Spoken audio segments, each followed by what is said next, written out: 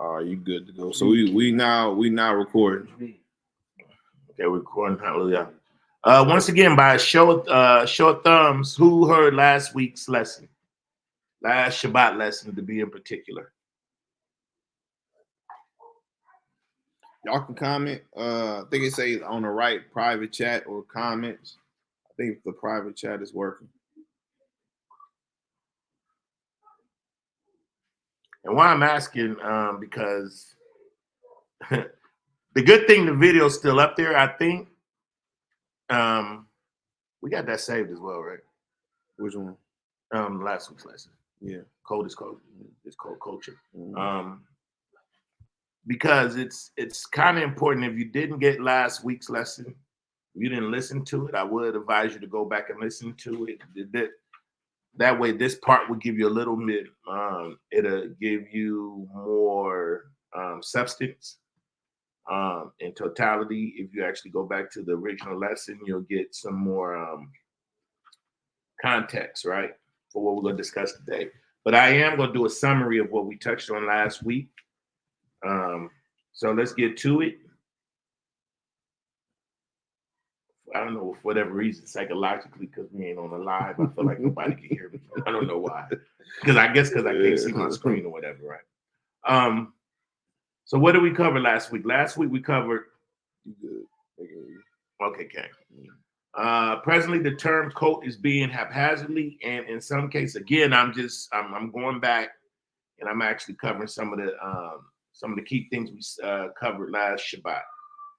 I guess I'll give you the title for this lesson. This is part 2. Cult is culture, right? With question mark. Part 2. And this subtitle is actually the Jezebel complex, right? And why? Let's look at what complex means, right? Let's do what complex means. Why I'm subheading this as the Jezebel complex. A whole made up of complicated or interrelated parts. So we're going to actually be talking about Jezebel as a whole, but we're going to actually be delving into her spirit, which is made up of complicated or interrelated parts. And why are we covering that? Because we're actually going to see Jezebel was a cult. Jezebel was a cultist, and she was a cult leader. She was a cult leader, and we're going to delve in more into it. But again, we're going to give a quick summary of what we studied last week. We found out presently the term cult is being haphazardly and in some cases manipulatively interchanged to be synonymous with culture in an effort to remove the malevolent nature cults could possibly possess. In other words, like we covered last week, we saw that there's this thing where people are kind of synonymously using cult with culture, right? But I believe some people is just doing it out of let's say innocently, right? But then there's some actually that's using it to change the definition. Which we do know, as Morey Mikhail stated last week, that within a cult, there is a culture. Every cult has a culture. Anytime there's a people group that gets together on a consistent basis, there's a culture involved, right? There's a culture involved, whether if you're a Republican or a Democrat. Overall, those may be two political parties, but within those two parties, there's defining aspects or complexities that exist that distinguishes the Republicans from the Democrats, right? And we tend to see that the Democrats, they consider themselves liberal. So you will see some of their what they would call freedoms being more exercised as far as what? Homosexuality, right? Transgenderism. To where when you look on the Republican side, it tends to be more right-wing conservatism, right? Gun laws. You'll see more A1 proponents. Freedom of speech proponents. So culturally, yes, they are a part of the American political system, but within those things, they have their own complexities and their own extremes, right? We're not. I'm just using that as a because I don't want to get into that whole thing. In addition, we touched on there are three main characteristics of a cult leader. And these three characteristics are they usually are charismatic, authoritarian. Oh, I can't say this word anymore. Authoritarians that require complete control of the group and unquestionable obedience. Secondly, they use coercion / manipulation tactics and using persuasion by force or threat. They also practice exploitation. What is exploitation? It means that when we say they use exploitation, it means they exploit the group's loyalty and dedication to gain their own sense of power and accumulation of things, right? These are the main three characteristics of a cult leader. As well, we covered that the Bible is the largest compilation of books of anti-cult practices, whether it be the veneration of a man through his doctrine of nature worship, or worship of man through erroneous and lascivious presentation and application of the instructions / Torah, prophets, or the gospel of Hamashiach for his own narcissistic ambitions. In other words, if you look at all ancient religions, there was one reason we were told not to worship anything within nature, because most religious systems or cults back then had some form of doctrine of worship of nature, right? And this is why we were told in the Decalogue that we are not to worship anything that's above the earth, beneath the earth, in the earth, buds, trees, nothing, right? I'm just giving a summary. But if we look at certain religious practices, let's say, for example, Egyptians, they actually worship what you call nectar or nectars, which is the derivative of nature, right? So they worship. They actually have a book called the Medu Nectar, right?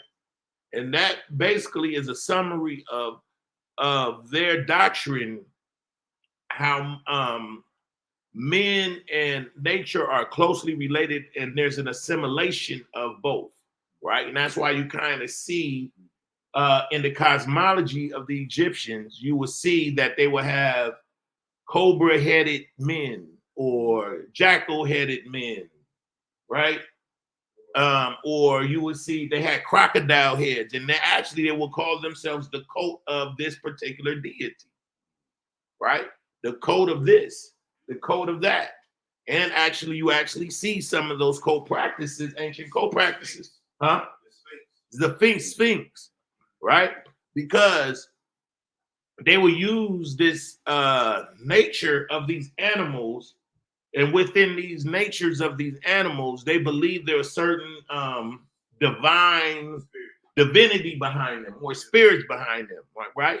So even if we look now at some of this is a big thing among the sorority and fraternities, where there's a lot of people pulling away from sororities and fraternities because they're able to see the contradictions or the contrasting elements of what they believe and who they're actually heralding as their chief deity, right? Versus the Bible. Like you can't tell a lot of these people in these fraternities and sororities that they're not Christians. But some of their practices and in some of their rituals, there you go. Some of their rituals and traditions, you'll actually see them serving some of the ancient deities, right? Like they say that what were you in again, Kel? Omega Psi Phi, which their totem was the dog, right? Anubis, right? But they call themselves dogs, like, right? Ain't that what y'all? Yeah, the dog. But behind it, their deity was Anubis, right? That's the chief deity. But you can't tell them that they're not worshiping Anubis. But for whatever reason, there's this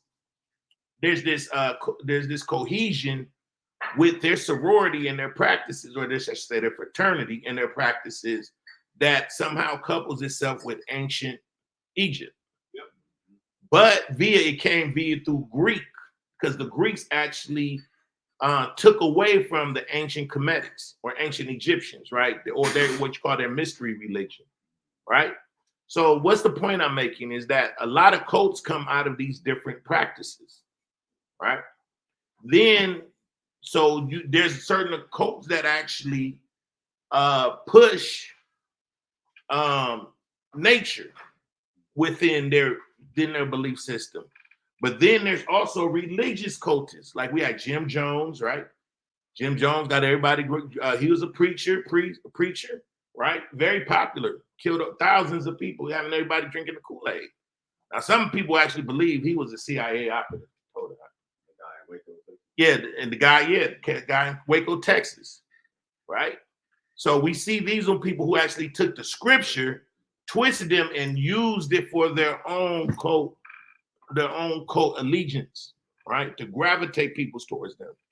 So what is this? What are we talking about? Like, we're talking about how anything can be used to create a cult. Behind every cult, there's a cult leader. I'm trying to move through these things real quick.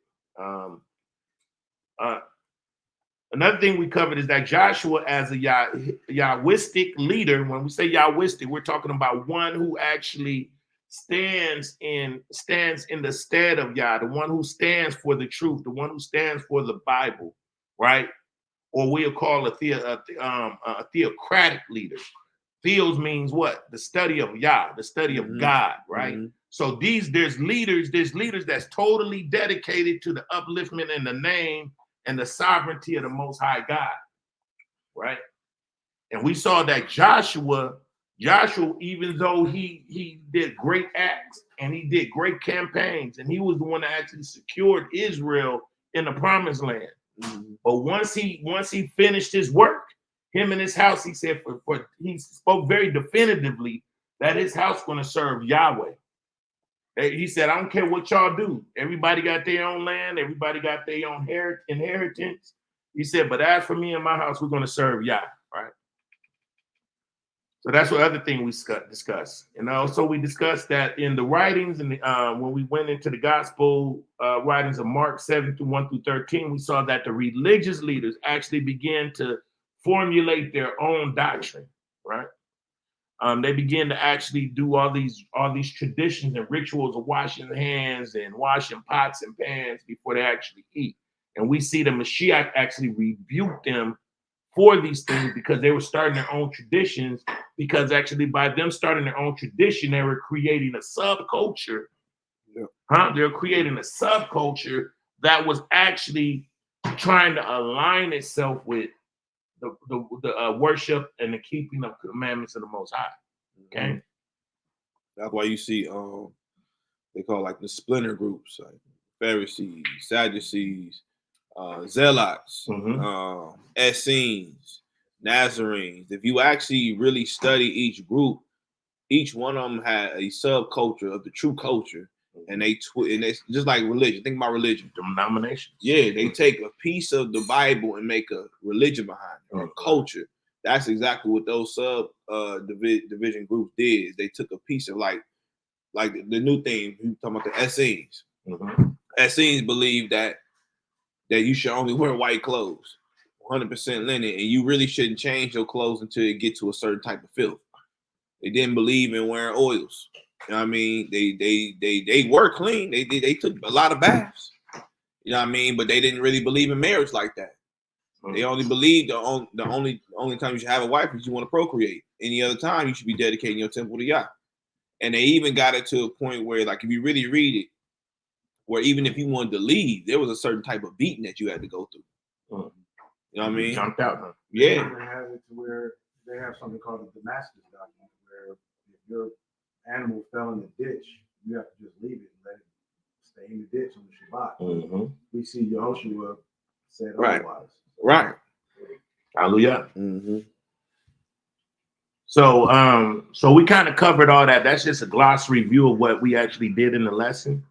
But I want you guys, everybody who gets a chance, that's actually on with us right now, go back and listen to that if you didn't listen to it the first originally, because it'll actually go into more detail on what we just covered, right? So what are we going to talk about today? This Shabbat in part 2, we'll be giving the 2 examples. Actually, it's 1 example. That's all. I had to split this lesson up because it's gonna drag on. So we're actually going to give 1 example, and this last example is going to show you how a real cult leader, show you the whole modality, and as well the characteristics of a true cult and a cult leader that's in the Bible. Mm-hmm. So, but before we do that, I want to give some definition that I should have actually covered last week on telling the definition of a cult versus culture, right? So let's go to culture first. What does culture mean? Culture is a broad concept that encompasses the shared knowledge, experience, and behaviors of a group of people over generations. It can include social behavior. It can consist of social behavior, institutions, norms, and codes of manners, beliefs, values, attitudes, and convictions that people hold to be true. Material objects, physical belongings such as clothing, tools, and art. Non-material culture ideas as far as custom and capabilities and/or tradition. So when you look at culture, culture is it is very vast. It's understanding that the culture is saying the word culture encapsulates the whole society of a people, right? Is mores, it's ethics, it's morals, even its buildings. Its buildings is going to reflect who does it truly represent, right? If you go to Washington, D.C., you're not going to see any Christian edifices. You're going to see Roman, Greco, Masonic edifices and statues, right? All of that is coded in Washington, D.C., even the way the streets are set up. Right. So if you really look at the culture, you will know that culture is Masonic and as well as Roman Greco. The people that really runs the institution of America are Roman Greco cultists. Huh? Mm-hmm. And all you have to do is, because if you study the culture, all you have to do is look at its statues, look at its edifices, right? Look at if you ever go to Washington, D.C., I don't know who's been there, but if you've been there, you're going to see all of this language that's actually hidden in the buildings and in the makeup of the building, right? So just like the Echad Malkut logo, you're going to see a lot of language in our logo. You're going to see the 12 stars for the 12 tribes of Israel. You'll see the crown in the middle, which represents the crown or represents Mashiach. It's encapsulated in white for a reason. That means that's righteousness. There's a righteous king on its throne, right? Then you see in the 3-cord rope, you see the color red, purple, and blue, right? That's the colors that the curtains was actually made on of the the tabernacle came. So even in our logo, we built the structure so we can disseminate information about what Echad Malkut stands for. Mm-hmm. Okay. The silver ring represents the 30 pieces of silver that was actually meant for our redemption, that was paid. Mm-hmm. So when the logo was made, all of this was thought, but it was made to encode a message of what we stood for, right, as Echad Malkut, right? So all of that is language, right? But that's what logos and all of that is about. Is a logos means writings or doctrine. But then when you look at a logo is encrypted language. Yeah, it is. Huh? Mm-hmm. It's encrypted language. But what we're saying is, but within the logo of Echad Malkut, that is our culture. Then when you look at the 4 stars, you actually see family. You see family, tribe, nation, kingdom, right? Lab, was it tribe? Which one? Lab, right? No, for tribe is Shabbat. Shabbat, Mm-hmm. right? Then Malkut, of course, is kingdom. Mm-hmm. Huh? Mishpachah is family. Mm-hmm. Hmm? So all of that. So we even have it in the Hebrew tongue. But it's placed in those 4 pillars representing the 4 corners of the earth. Okay. We're scattered to the 4 corners of the earth, right? But in the center is that crown. That crown represents Mashiach. There's one king of all of those things. Right. That encompasses, right? Right. And then actually the 4 ways designed, the four titles actually represent the 4 pillars that's actually in the temple. Family, tribe, nation, kingdom, because that's what Israel was all composed of. Mm-hmm. It was a nation it was a kingdom composed of a nation, a family, and a tribe and families. Mm-hmm. So when we came up with the logo, that's what we're trying to encapsulate. It's not that we're trying to be esoteric. It's that if you know the scripture, you will know what it's saying. You will know that red represents the price of blood. That purple represents royalty, and that blue represents heavens.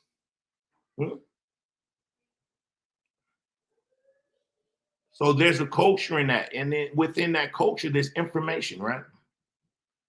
So when we look at cultures, it has a different meaning than just coat. But when we look at the word coat,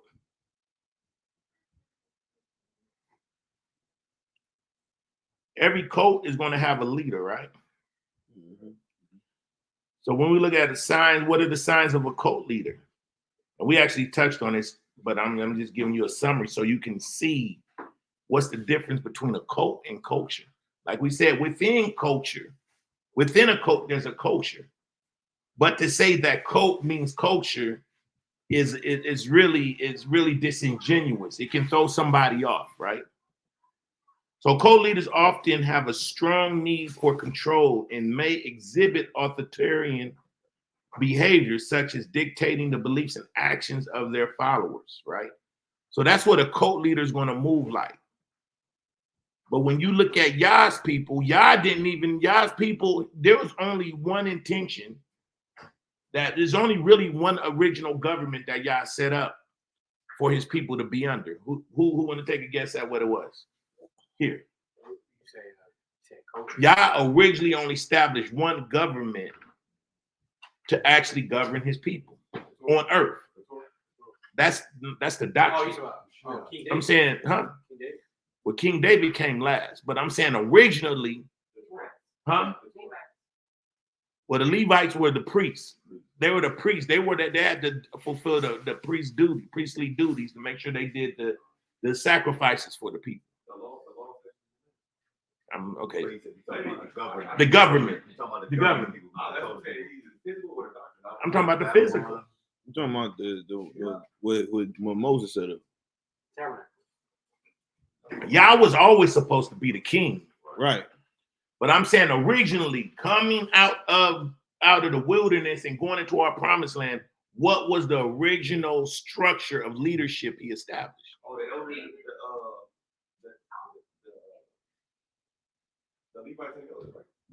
The elders and the judges. Okay. Right. That was the original government, right? Yah, because Yah always wanted his people to worship him under their own volition. The only reason there was judges and elders set up was to handle any disputes or misunderstandings, to make sure Torah will be enforced, right? And those judges and those elders were chosen out of those families. Yeah, that's right. We see after Joshua. Gotta talk about. We see after the book of Joshua, then the book of Judges comes. The book of Judges come. And that was before they asked for a king. That's right. Before they asked for a king. Right? Now, Mashiach actually, David comes as a representative, the one that will be the closest thing that will rule like Yah. But even David said he wished that no man sat on his throne. David became a king of Israel by proxy of Yah's mercy of showing him what a man after his own heart should look like. But the whole reason for Mashiach to come is so he could restore the kingdom back to Yah. Right? So he could restore, and he said he's going to make his enemies his footstool, and then he's going to turn the kingdom back over to the Father. But there's no need. But if everybody has Yah's spirit, then Yah's spirit is governing in them. Right? So the only time you would really need any type of representation on earth is if there was any disputes or anything, or there had to be some type of correction and or delegation, or when the judges would have to move if there was any type of warfare. If anybody was infringing on Israel, Yah will rise up a judge to defend Israel. Right? Other than that, the elders and guess what? The great houses stood instead of leadership for Yah. The Game of Thrones. Yeah, the great house. No, that's real. The houses will stand up. If you read the numbers, that's numbers. Yeah. Numbers is establishing the 12 tribes, and out of those 12 tribes, the men's houses with the elder men with the greatest houses, their sons will rise up. The elder sons will rise up and serve as the general chiefs or whatever, right? And then when you were seeing the time of the judges, those judges was there to quench any type of uprising or anything that Israel will go through. But overall, Yah wanted his people to be governed by his law, statutes, and commandments. But a cult leader is different. A cult leader wants to be in charge, right? He wants to steal Yah's glory. He establishes his physical rule so that way he can turn attention from men actually serving Yah in what? Spirit and truth, into serving man, even if it's by subtlety, using Yah's name. But we're gonna get into it. We're gonna show you how Jezebel moves. We're gonna see if you. Hopefully, by this end of this lesson, you'll be able to identify the Jezebel spirit. It's not just a female spirit. Right. Men can have the Jezebel spirit. That's a fact. Men have the Jezebel spirit. Jezebel called him Jeezy. I got Jeezy spirit. You got that Jeezy spirit. Well, so everybody see the difference? Am I talking too fast? No, it's good. Everybody see the difference between cult and culture? Right.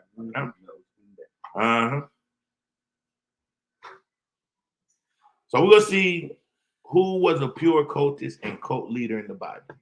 Right. So we're gonna cover the cult. We're gonna cover Baal first. It's important that you understand Baal. So I'm gonna have Morey read.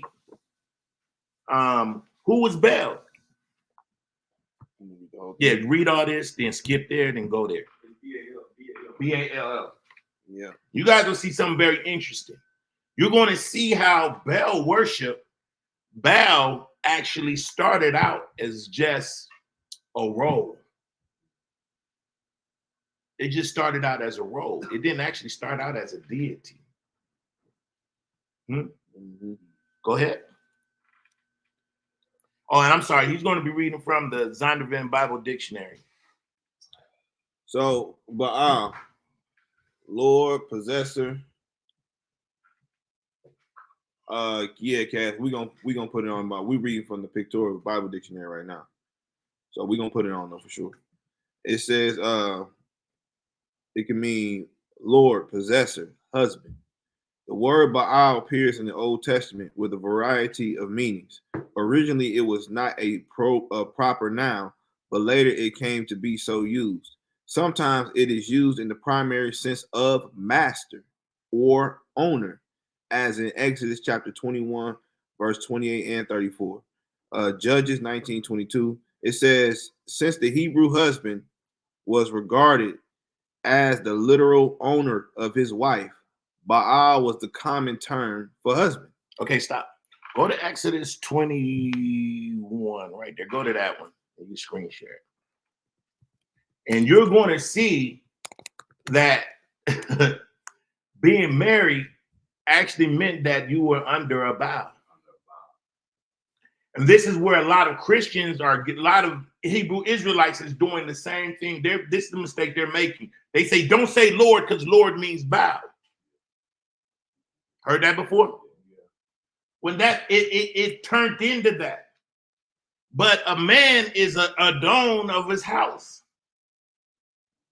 And then when you can, go to the definition. So reading from the source that it gave, or you want me to start at verse 3? Just go ahead and just highlight that because it's screen sharing, right? Yeah. Yeah, so just highlight that one in particular. Was that 21 and what? 8:28. That's one of the first ones. I only go to 21 3 and 3. This is why it's very important that you use a dictionary and as well use a lexicon. Verse 3: If he came in by himself, he shall go out by himself. If he were married, then his wife shall go out with him. So now look up that word married.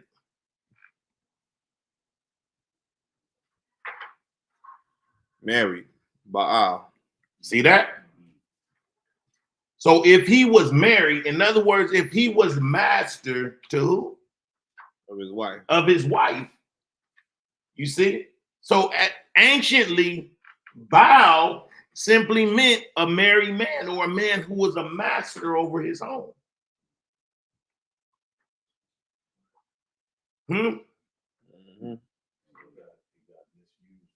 It became something.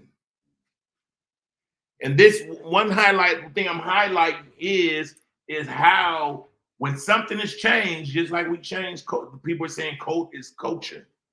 How something is changed, it can redefine what it means. Right? Now, Baal did become something wicked, but go ahead. But I just wanted to highlight that so you will see that using Baal in that sense is synonymous with being married. Okay. It says most often, however, the word refers to the Semitic deity or deities called Baal. Baal is not the name of one god, but the name of the presiding deity of any given locality. Now that's important to remember. When this thing began to mutate, Baal began to actually Baal or Baalim becomes plural, right? So Baal can just mean master of many deities. Now remember, this is actually mutating as time goes on. And remember, I told y'all on last Shabbat, I said when you look at Baal, Baal lines up almost closely to Yah. Right? Yeah. Baal begins to morph and start looking more like Yah. With the exclusions of Baal doing certain things, certain rituals like sexual rituals, killing of children. But other than that, people worship our fathers will fall in Baal worship because Baal almost looked like Yah. And you're going to see that it almost starts looking like Yah because Yah promises the same things that Baal promises. Read it. Because the worship of Baal was much the same everywhere in Canaan, in time, Baal came to represent the idea of one God. The Baalim were the gods of the land, owning and controlling it, and the increase of owning crops, and controlling what? The increase of crops, fruits, and cattle was under their control. What? Repeat that. The Baalim were the gods of the land, owning, the gods of the land. Go ahead. Owning and controlling, and the increase of crops, fruits, and cattle was under their control. If you go back to Africa, there's Baal worship going on right now. That's a fact. Because they have deities that actually they believe govern that land. Yep. And how Yah begin to be compared with Baal is because when you look at the blessings and the curses, what will you see? That Yah is blessing them, that their land, there'll be rain, that there will be crops will be blessed, they'll be blessed coming in, going out. They won't lack anything in their storehouse. Huh? That reminds me too of Hashatan's mission was to begin with. He wants to be like the Most High. He wants to be like the Most High. And really, Baal is really about getting you all the way back to you believing that you are God. But first, it has to morph in for you to believing that it's something outside of you, but it looks like you, and you're not looking like Yah. So even in this time where we're having a lot of brothers pumping up land and land this and land that, land this and land that, we got to get land. You know how you easily could probably start slipping into Baal worship. Especially when you're saying that it is a form of Yah blessing your fruit.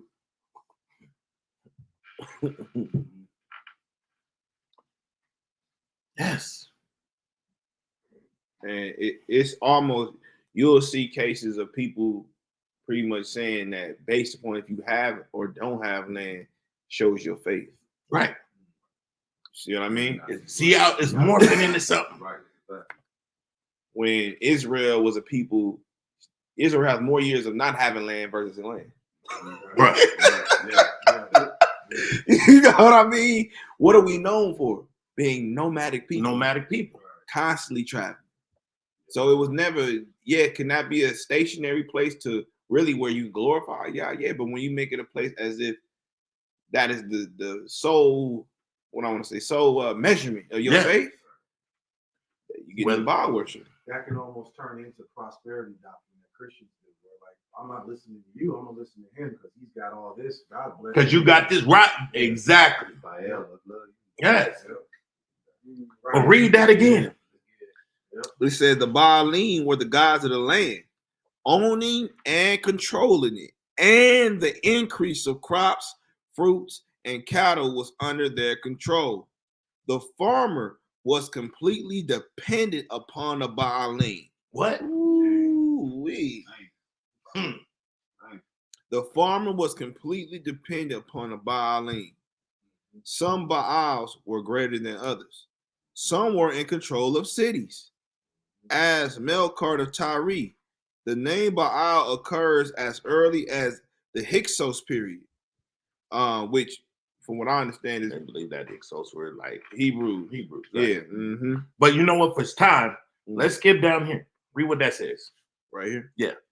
Okay. It says, and in the time of Ahab and Jezebel, the daughter of the heathen king of the Sidonians, the worship of Jehovah was almost supplanted by that of Baal. The what? The worship of Jehovah. The worship of Yahweh, because that's what Jehovah is, right? The worship of Yahweh was almost so supplanted by the worship of Baal. I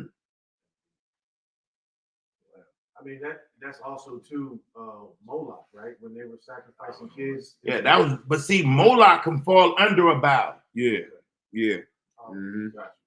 Just like Asherah was considered Baal worship.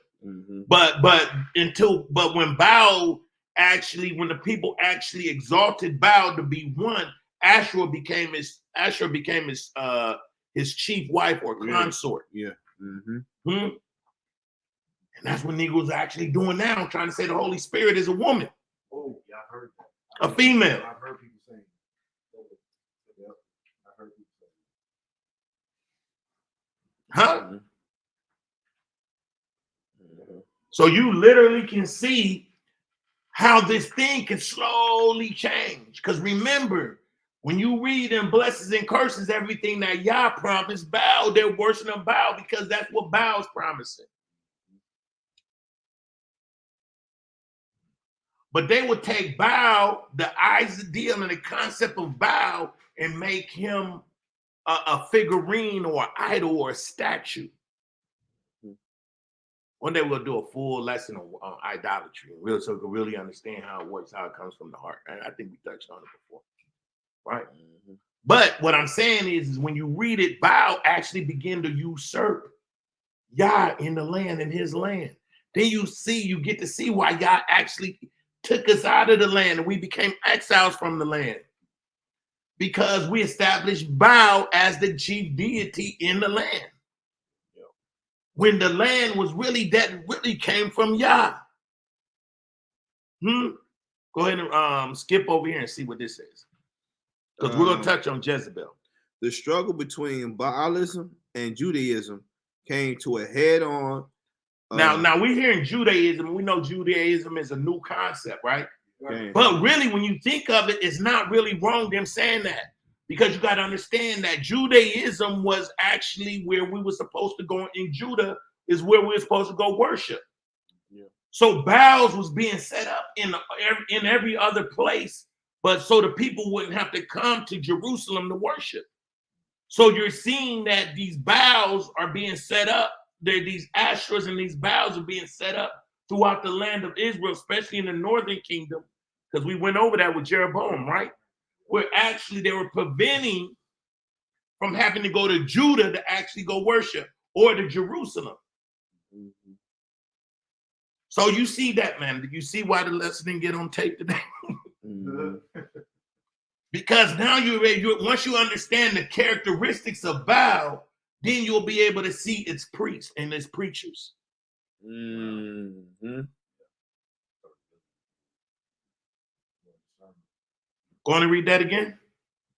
The struggle between Baalism and Judaism came to a head-on Mount Carmel when the prophet Elijah met the priest of Baal and slew 450 of them. The cult quickly... The what? The cult. What is that designated? A cult. Mm-hmm. Said the cult of Baal. See, Baal is a cult.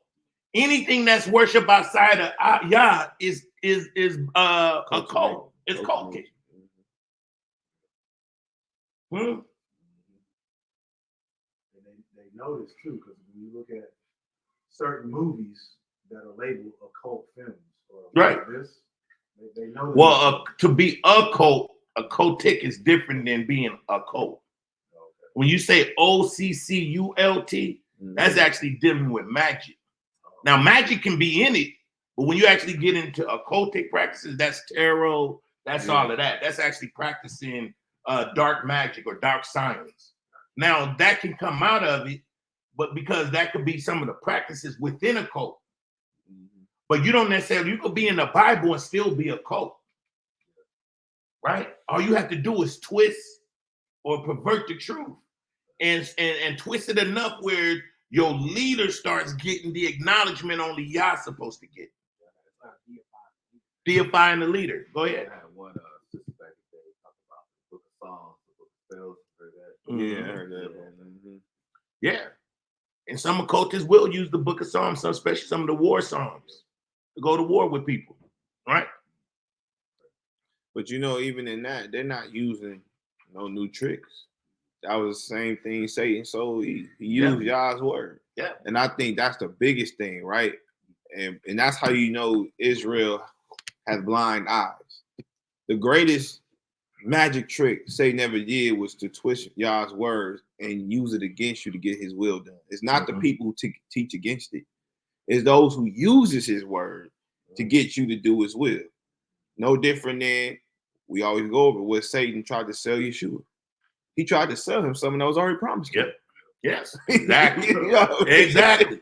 I'm glad you said that because you got to understand that Yah always wants to raise up a cult leader so he can work through that man, right? And then that's why we say the beast or the man or his prophet.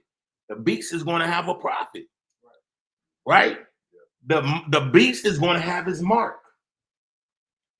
Just like Yah has representation through his prophets, Satan has representation through his leaders, or what we call teachers and false teachers and false prophets. Yeah.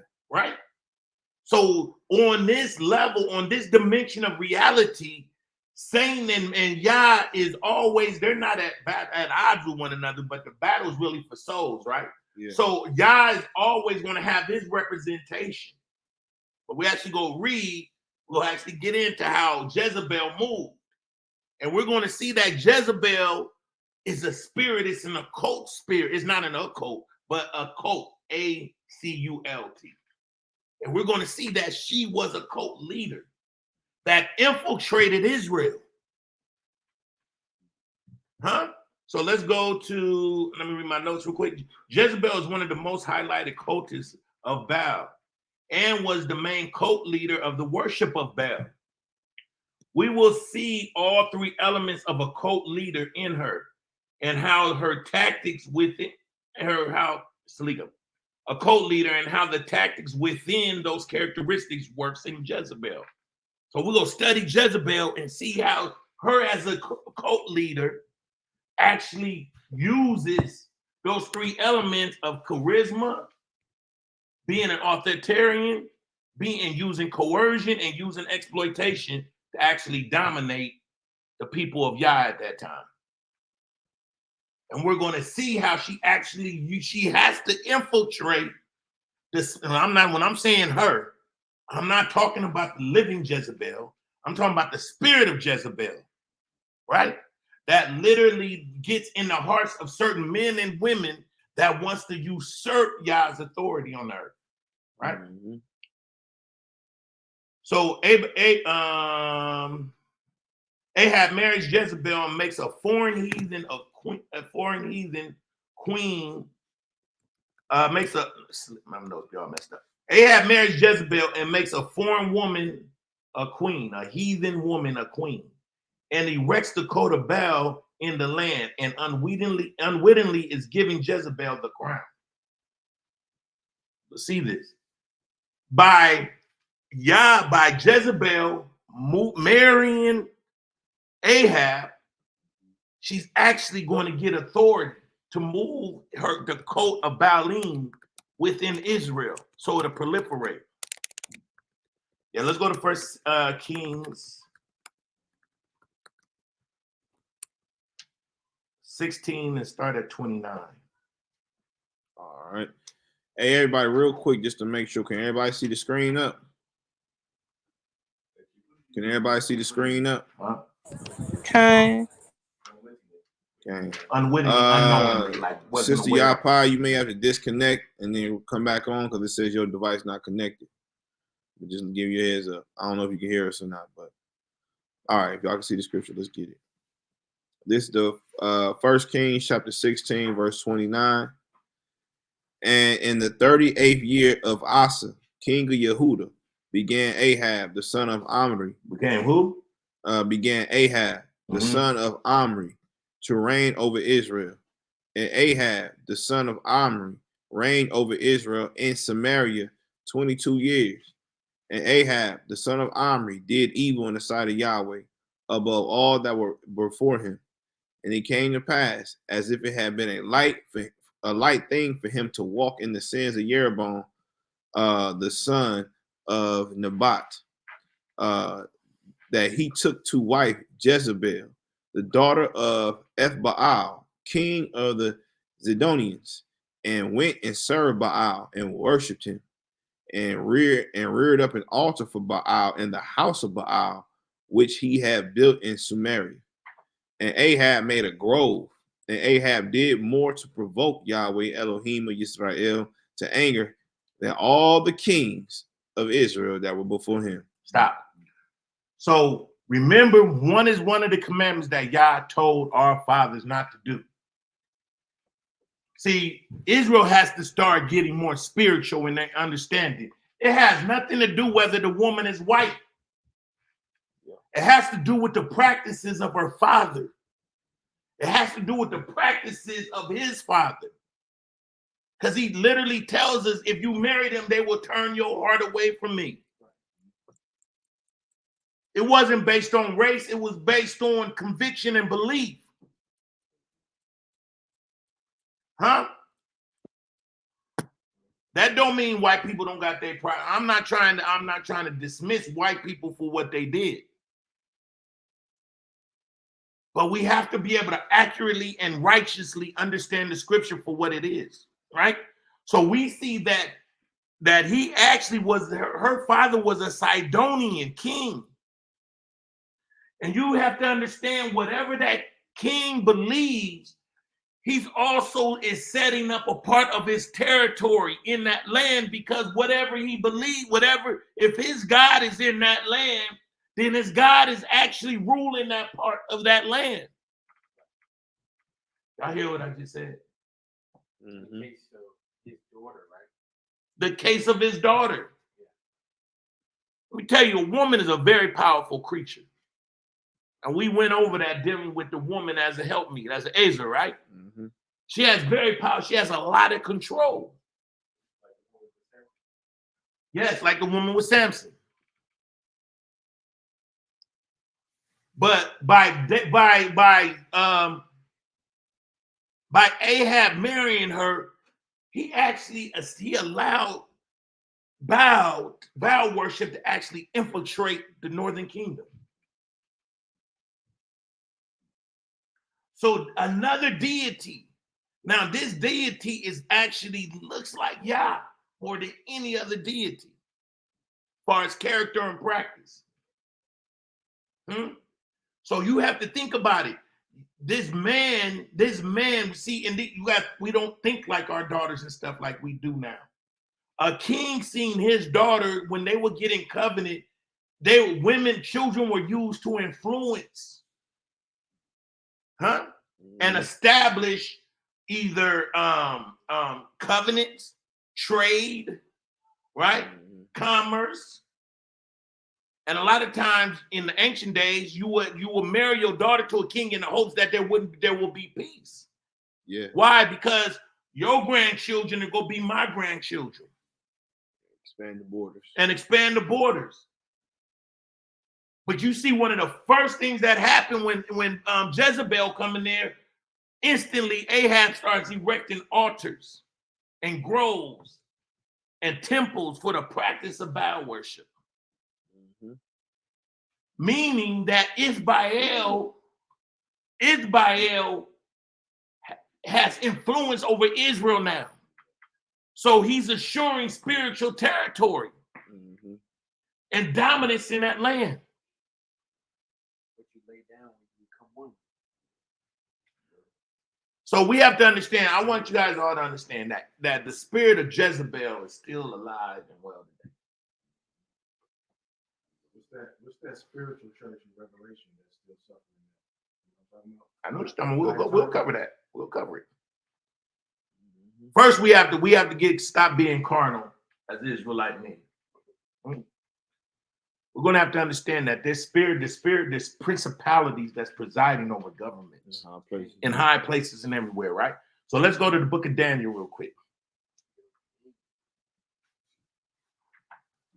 Because if you understand, let's start at 10. No, we'll go, we'll start at,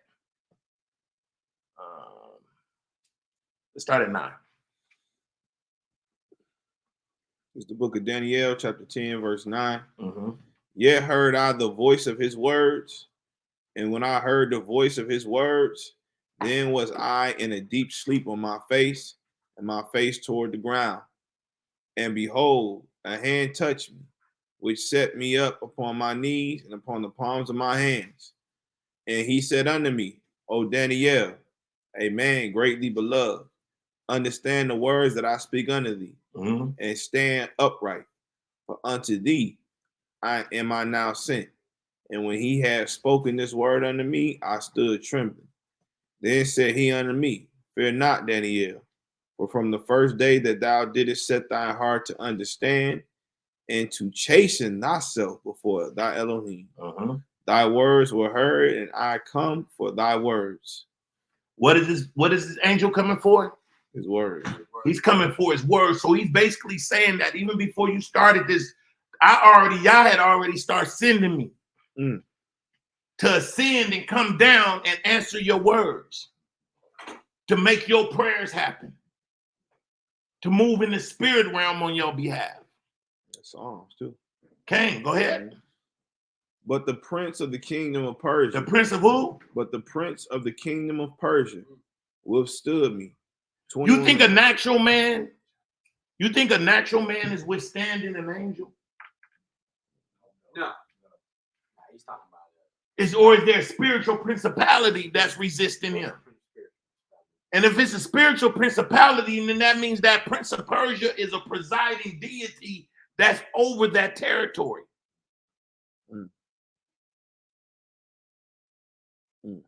Go ahead. Withstood me 21 days. But lo, Mikael, one of the chief princes, came to help me. One of the what? Chief princes. One of the chief princes came to help him. So whoever this angel is, they fighting so hard. This demon, this prince of Persia may have had a legion, a whole army going against this one Malachim, this one angel. That Michael had to bring. Michael had to come with his angels. 21 days, they going at it. Right. Your prayers and your blessings could be getting held up because someone is resisting, a spirit is resisting.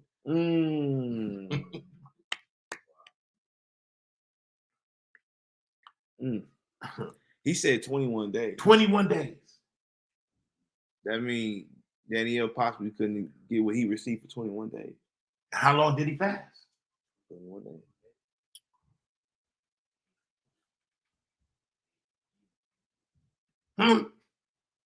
So what I'm trying to show you, there's principalities, and we're going to go on Ephesians 6,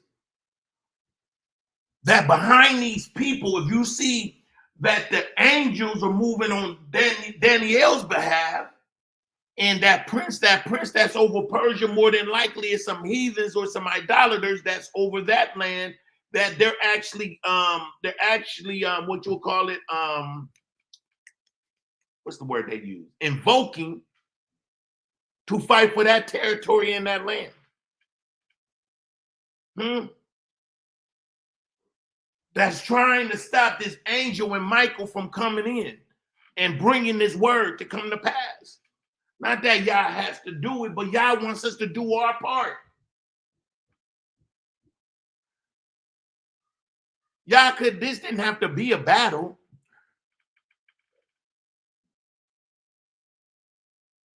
But this has to do with us doing our part in let thy kingdom come, thy will be done on earth as it is in heaven. Well, we have to be in agreement with heaven. And this is why it has to be done by faith. Y'all get some Jews right now, right? This is why Mashiach tell you, if your faith is small, like if your faith is weak, you can't expect to receive anything. Go ahead. Below, Michael, one of the chief princes, came to help me, and I remained there with the kings of Persia. Now I am come to make thee understand what shall befall thy people in the latter days, but yet the vision is for many days. Okay, stop. What I wanted to show is that there's a spiritual side to this reality that's governing this reality. Go to Ephesians 6 real quick. Ephesians 6 and 10. We can see that when Hashatan tempted Christ, he said, fall down and worship me, I'll give you all the kingdoms of the earth. That's a fact. You know what I'm saying? We see right there, he hinting towards that. He presides and governs right. His kingdom. He's the prince of the air. Right? Remember, what in Job it tells us the earth has been given into what? The hands of the wicked. The hands of the wicked. And we're just thinking white men. Right. But are you thinking about the white men that's actually talking and dealing with these principalities? Right. That's helping them retain their power? Go ahead. Finally, my brethren, be strong in Adonai and in the power of his might. Put on the whole armor of Elohim, that ye may be able to stand against the wiles of the devil.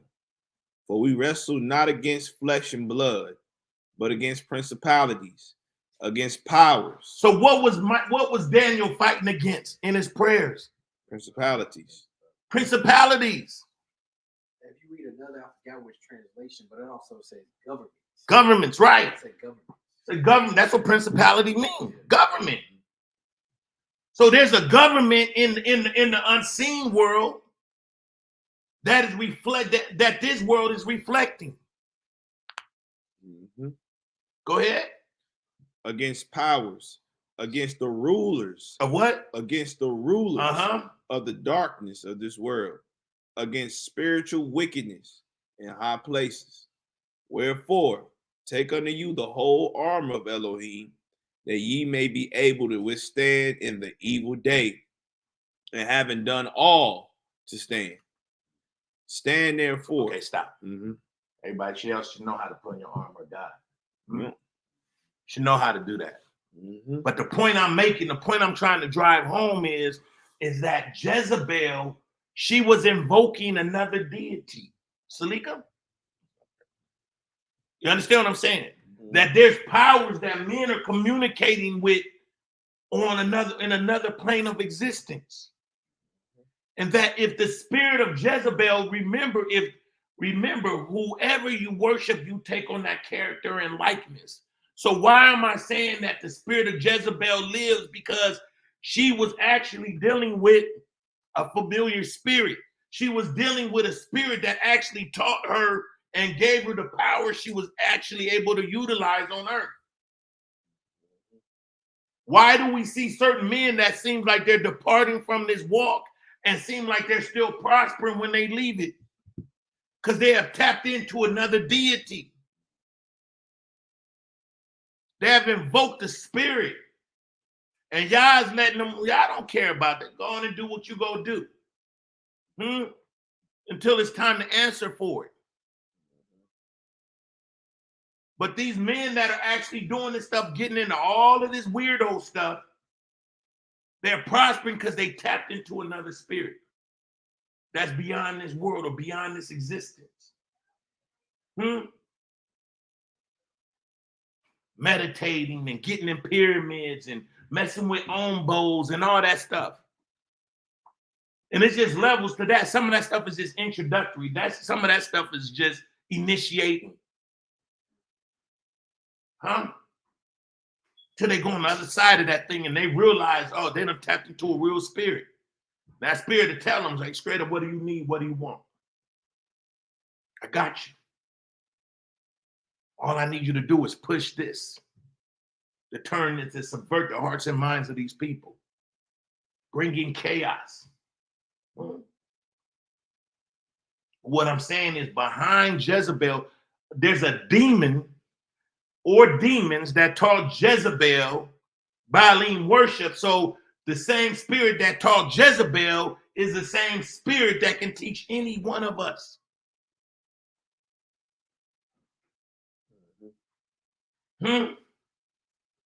So what I'm saying is that Jezebel is a spirit because there's a character behind, there's a demon or demons that's behind Jezebel.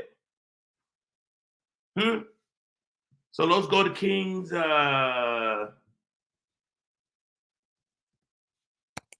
go to 1 Kings.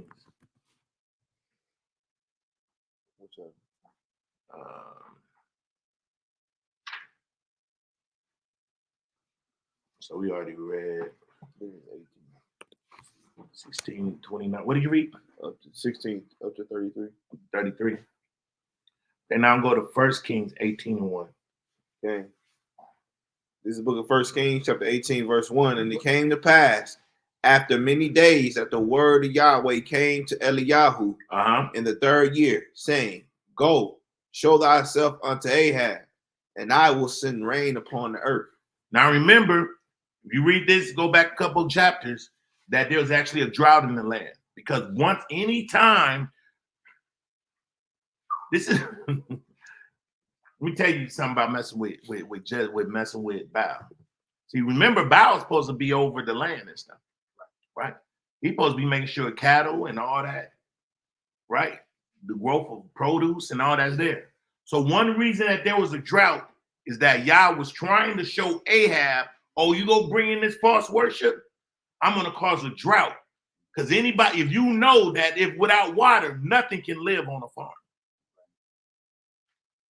If your animals ain't getting water, if your fruit, your vegetables ain't getting water, then everything that you're doing is going to come to naught.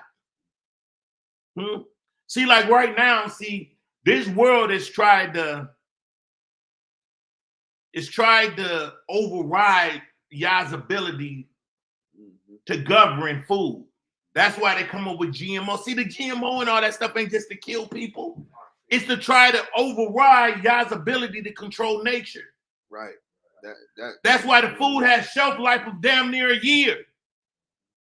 That's why most people don't realize that even America is in a famine right now. America is in a famine. But because they got food stocks up. But behind every action, there's a reaction. Yeah. So you're trying to override, like, because at least when there's a drought, you can actually pray to Yah and say, well, hold on, something's going on. Exactly. That's exactly what I was going to say. I was going to say, too, when you're in Tanzania, you can see that. The droughts and power going out, lack of water. That's when people are more in tune with, okay, yeah, well, obviously we're doing something wrong. This is judgment. We need to pray. We need to fast. Do they actually do that?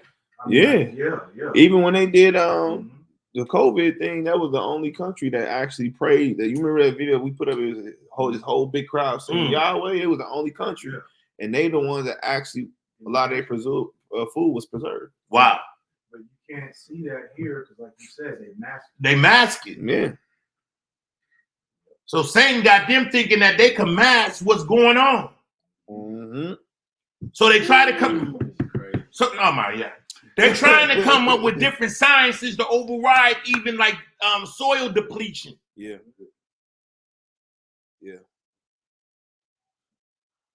So this is the mass deception going on in America. So even Americans be talking about revival this and revival that. Well, so long as you getting food, water, and all that, you ain't gonna think about it. Exactly. You see what I'm saying? You ain't gonna really, because your needs haven't really been touched. Right? But what's costing the food such high prices is the processes to keep the food. The technology. Why they have to kill people off? Because through their technology, they eventually go run out of their, man, this is coming by the Spirit. I don't even know where it's coming from right now. I know it's coming from. But their technology won't be able to sustain the food, so they got to kill the people. It's population control. Why? Because literally, eventually the stockpile of food is going to run out. So to keep up our gimmick, to keep up our game, we're going to have to kill the people.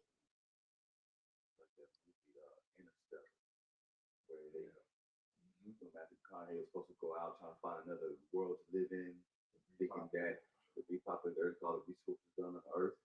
But the whole time, the doctor, he was getting all the information from him, he was lying, saying that there's no way you can ever find another world to live on earth. He was giving them false hope. It also too reminds me of that movie. You guys got to speak up because we got people like listen. It also too reminds me of that movie. I think it's called Soy and Green. Yeah, that's an old movie, right? They were lying to the people, feeding them flesh. Yeah, there's actually processing people and killing them, thinking that soil and green is like real, some type of plant-based food. Right. Yeah. So you seeing them trying to override what Yah's is doing. Even with they making fake clouds. Yeah. That rain. Yeah, they literally trying to replace Yah. But yeah, they trying to. But see, Yah, this is Yah, right? Because he tells us in the beginning, let's remove the tree of life, lest there be nothing that they can't do, because we're like Yah. Exactly. Same thing with the Tower of Babel. They were climbing the tower. Yes, be like Yah, yeah. So men have been trying to override the necessity to be obedient to our Creator.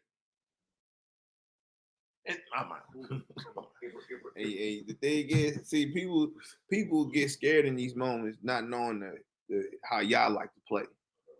He'll actually let you get almost there just to say, "Good try, son." Mm-hmm. Just like they built the Tower of Babel. Okay, well, hey, they tried. Confuse the language. Yep. Let them not understand. He could destroy them, but guess what he did? Because if you can't communicate, you can't invent your knowledge. You can't communicate. Mm-hmm. So now they're trying to build a one world government because that's all they've been trying to do. Is being built annus septis, whatever it is, but to create a one world government because they're trying to create that. But everything that they do, Yah undoes, and then there's consequences and repercussions. So the point I was making is that Yah actually put a famine in the land. He put not a famine, but he actually put a drought in the land, which caused a famine because they were bringing another deity that's supposed to be able to do all this for you.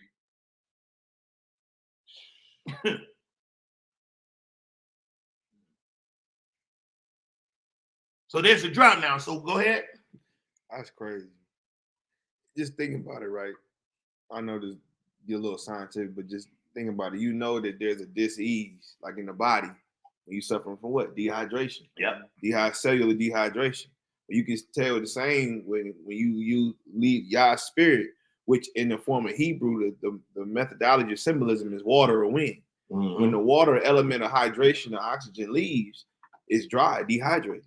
So you can tell when Yah's spirit is left because the land will become dehydrated. Mm. Dry bones. Exactly. Dry bones, dehydration.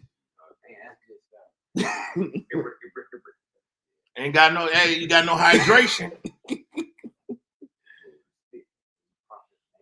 Well, I'm about to, I know y'all cold feel this. Yeah. But check this out. I was just thinking about, no, I won't go here because we got so much to cover. No. No, I'm sorry. It's actually gonna deal with. I'm sorry, it's gonna actually deal with. Well, we got family online, right? We ain't doing a live. So no. The anybody heard of that bird called the? Damn, can't even remember the name of that bird. No, not Durrell bird.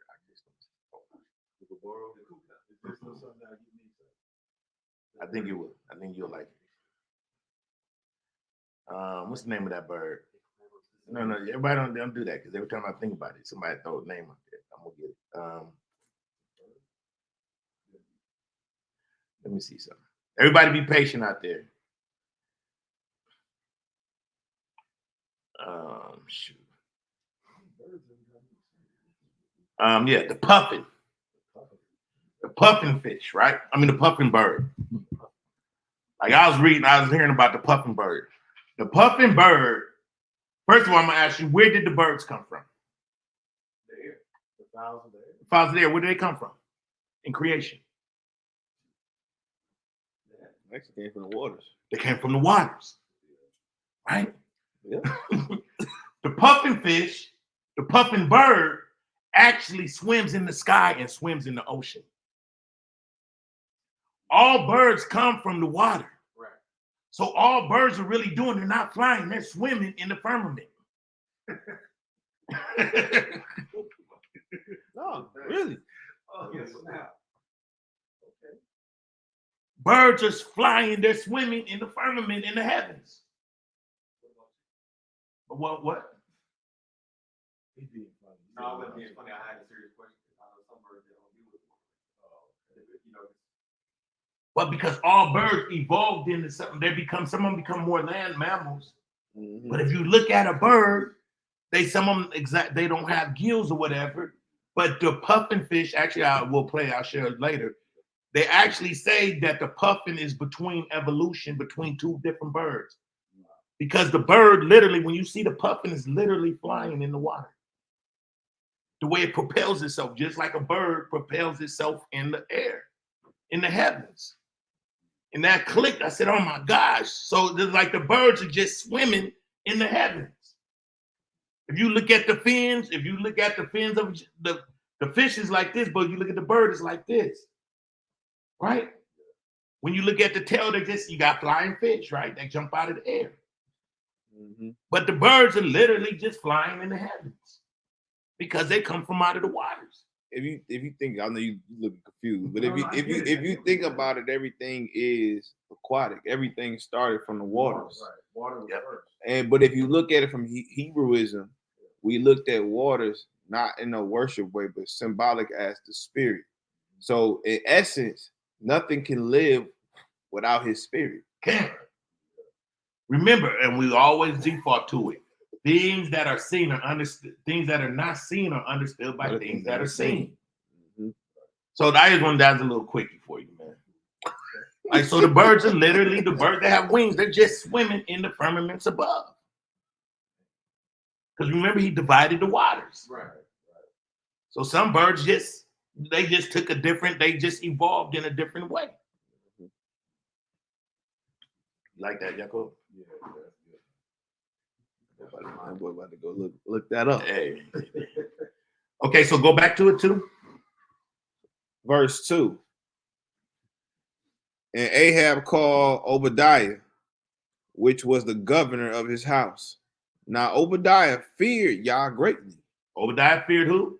Yah greatly. Go ahead. For it was so when Jezebel cut off the prophets of Yahweh that Obadiah took 100 prophets and hid them by 50 in a cave and fed them with bread and water. Who did Ahab or Jezebel cut off the prophets? Jezebel. Go ahead.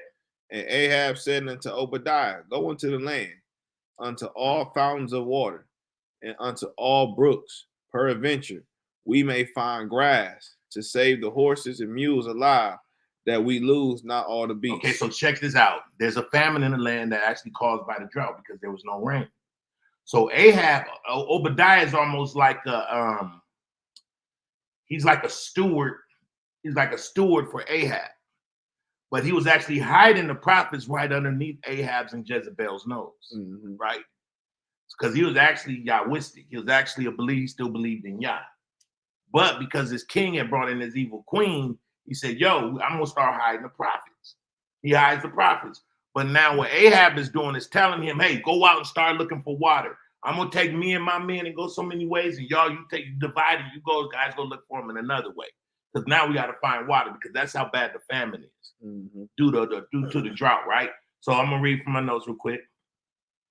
So through propaganda and killing of the Most High prophets, Jezebel is able to covertly usurp the Most High's authority by attempting to shut the mouths of Yah's mouthpieces.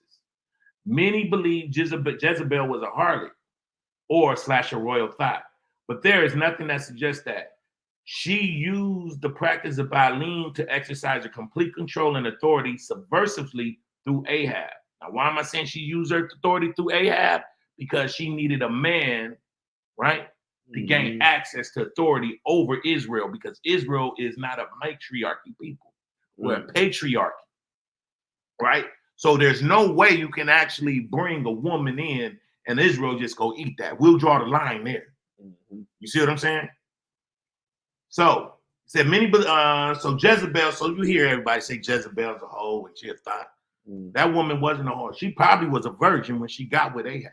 Right. Because her father probably raised her to actually, because remember, kings will actually use their progeny and marry their progeny off to other men so they will have either some type of covenant or agreement so they can cut deals and trade and all that, right?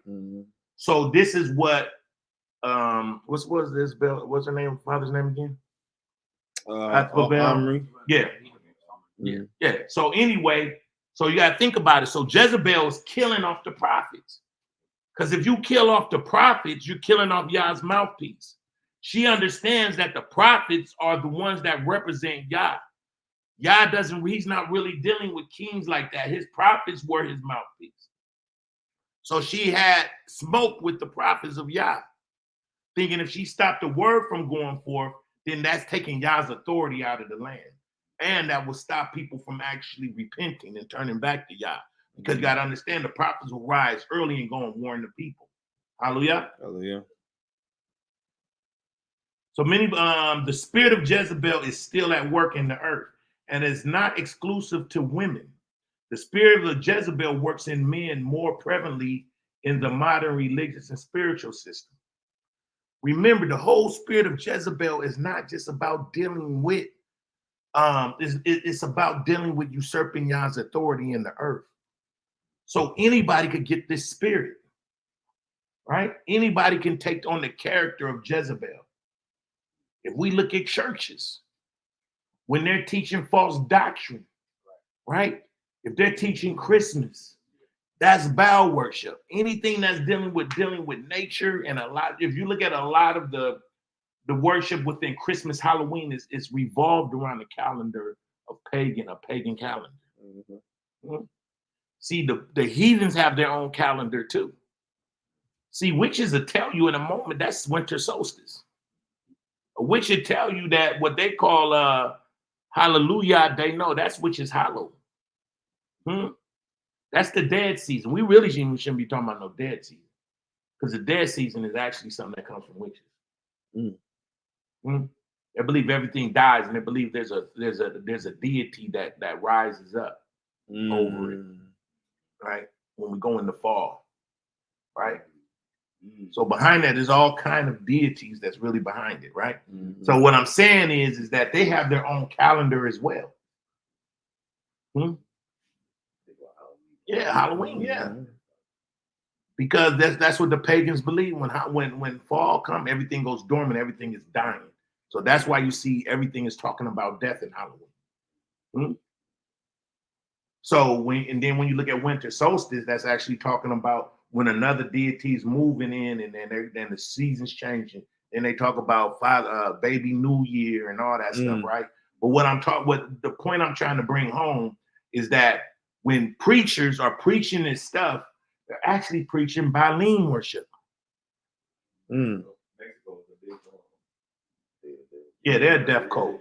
Yeah, the Day of the Dead, right?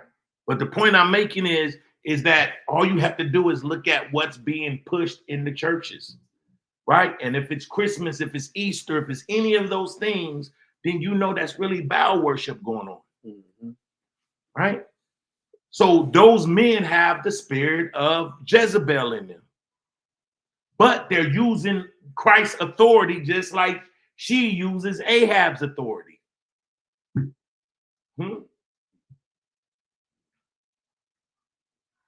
Why? Because men tend to be the face of these systems more than women.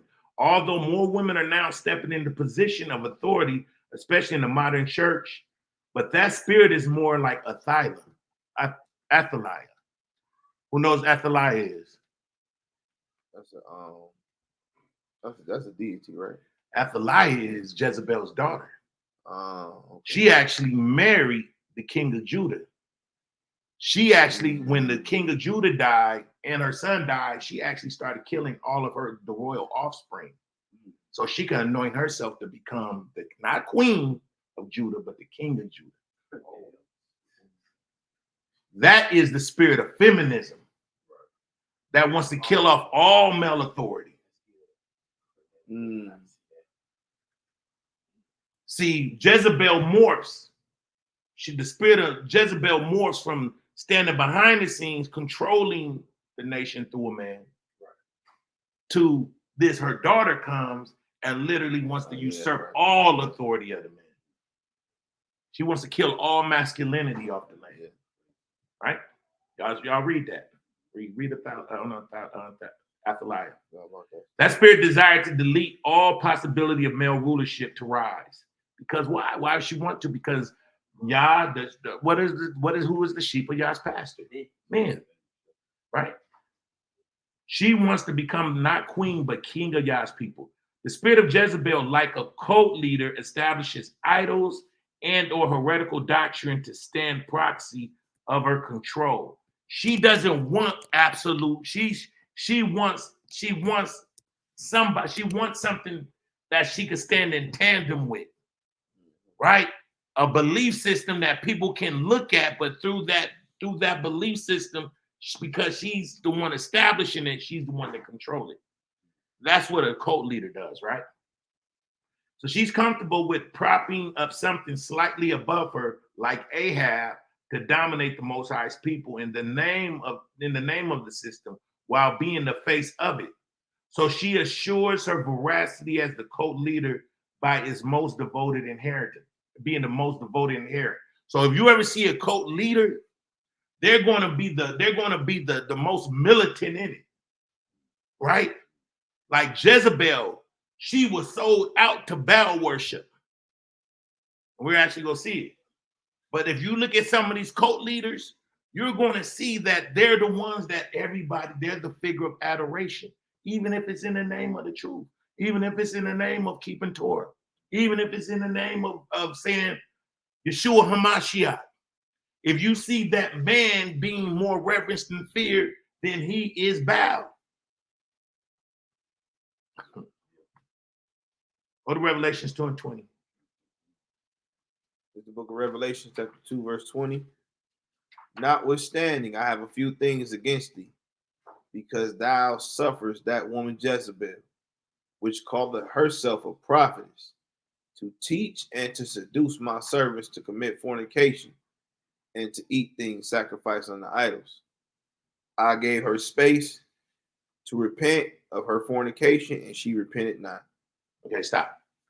So you see in the church of Thyatira, that church, that woman, that spirit of Jezebel was still alive even then. In Revelations, this telling you that there's a principality that is governing the spirit of Jezebel even then in those churches. So that's letting you know that that spirit of Jezebel is still alive. Even to this day. Go ahead. I was going to say, it's crazy because Yah is serious with that. He's not playing about that whole spirit of Jezebel, because if he continues to read, you see the punishment that that church is getting. That church's candlestick is moved. Right, pertaining to the children. Yeah. The children are going to suffer. Yeah, your children will be suffering. That's the offspring. Right. That's the ones that Jezebel produced. Mm-hmm. Now remember, y'all got to remember, Baal is a cult. It's a cult. So if it's a cult, it has a cult leader. Mm-hmm. Right? Go to 1 Kings 18:5.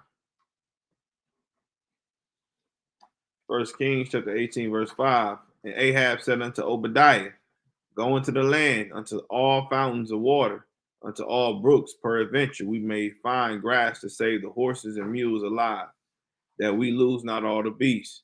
So they divided the land between them to pass throughout it. Ahab went one way by himself, and Obadiah went another way by himself. And as Obadiah was in the way, behold, Eliyahu met him, and he knew him and fell on his face and said, art thou my lord, Eliyahu? And he answered him, I am. Go tell thy Lord, behold, Elijah is here.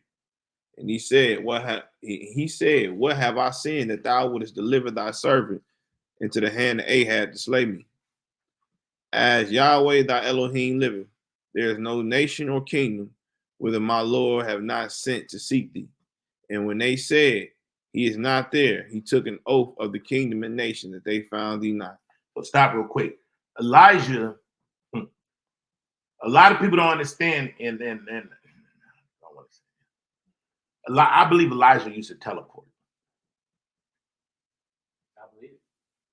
I mean, he made fire come down. Yeah, he made like, Armies of men. and when we see what he told Elijah, he literally, like a whirlwind picked him up. So I believe Elijah as a prophet. Now, I'm just saying, I don't want everybody saying he said the Bible said. But if you see what Obadiah is saying, he says, everywhere you went, no man can find you after you gave the word. He said, so my fear is that you go and tell me as Obadiah, I'm gonna go and tell Ahab that you coming, and then I ain't gonna even be able, I'm gonna give him an evil report, and he gonna kill me, and you gonna be gone. That's what he's saying. Yeah. Because Elijah would just pop up anywhere.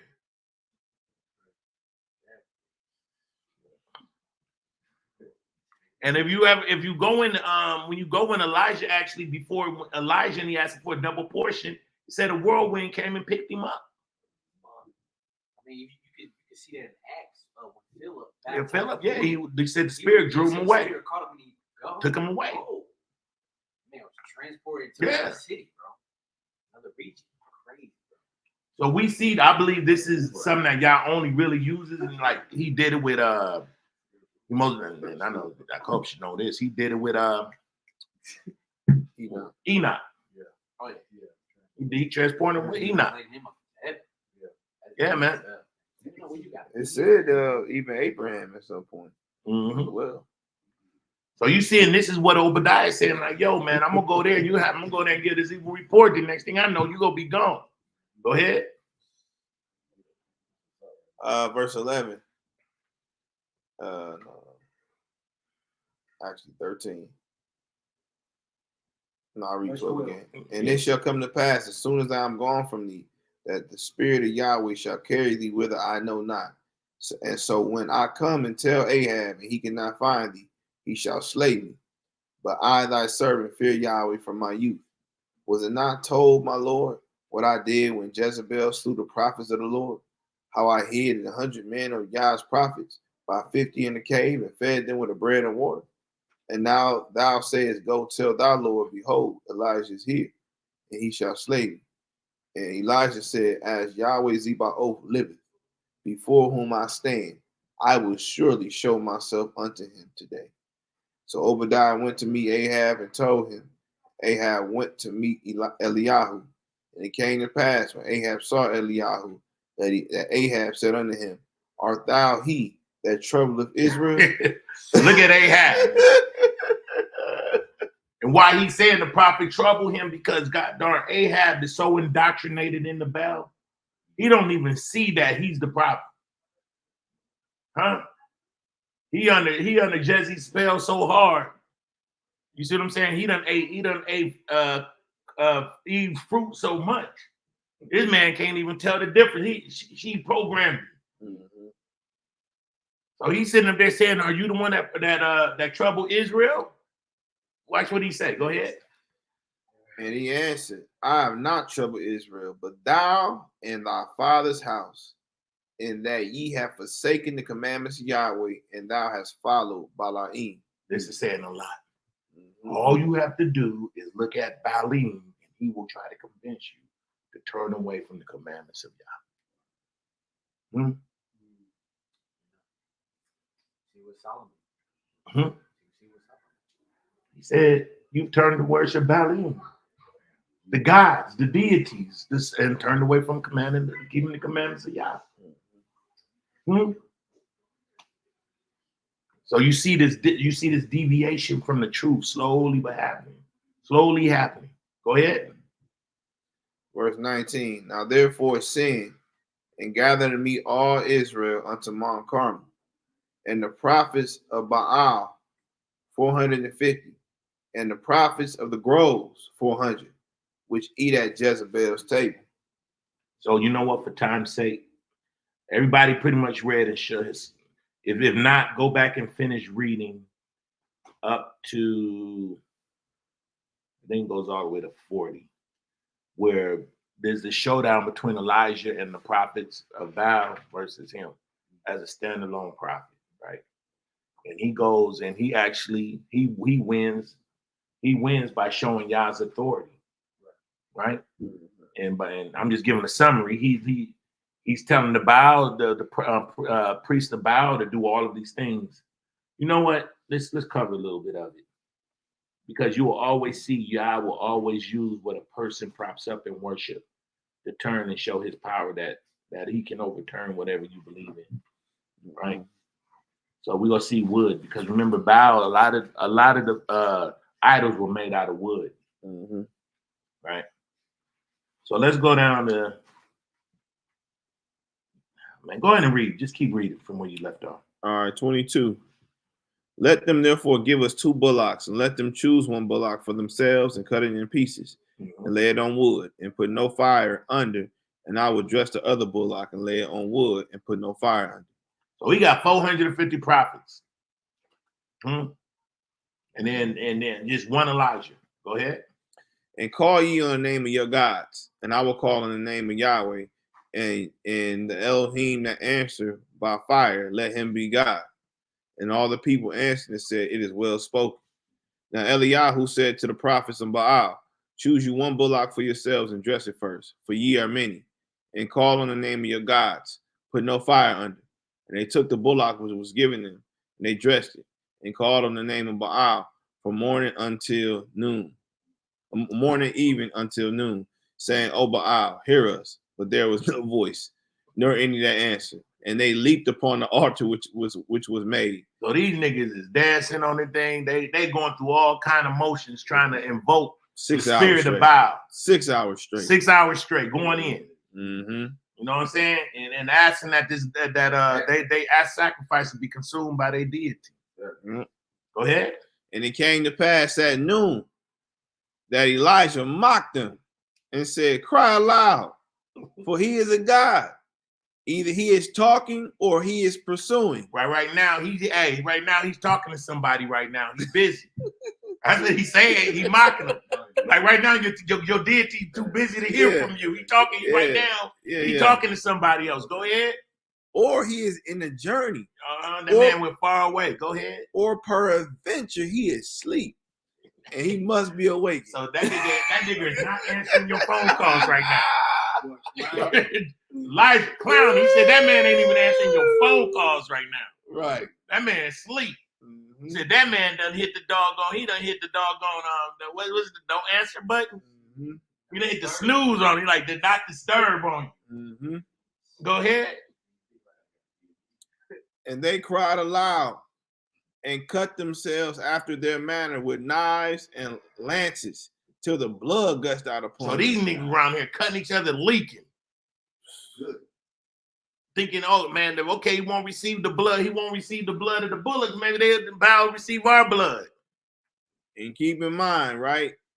These are Israelites. Israelites nowadays will use this against heathens, not realize this is against you.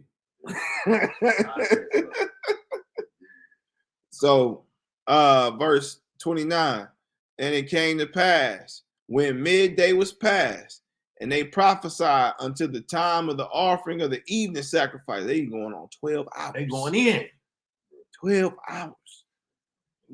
And Elijah gonna have breakfast, lunch, and dinner. Right. Starting all over again. He's still like, are y'all? I'm gonna give you time. I'm gonna give you as much time as you need. Are y'all done yet? And like, bro, y'all around here hitting arteries. Over here leaking. Over there, right. And he said that there was neither voice nor any answer, nor any that regarded. And Eliyahu said to all the people, come near unto me. And all the people came near unto him. And he repaired the altar of Yahweh that was broken down. So he repaired the altar of Yahweh that was broken down.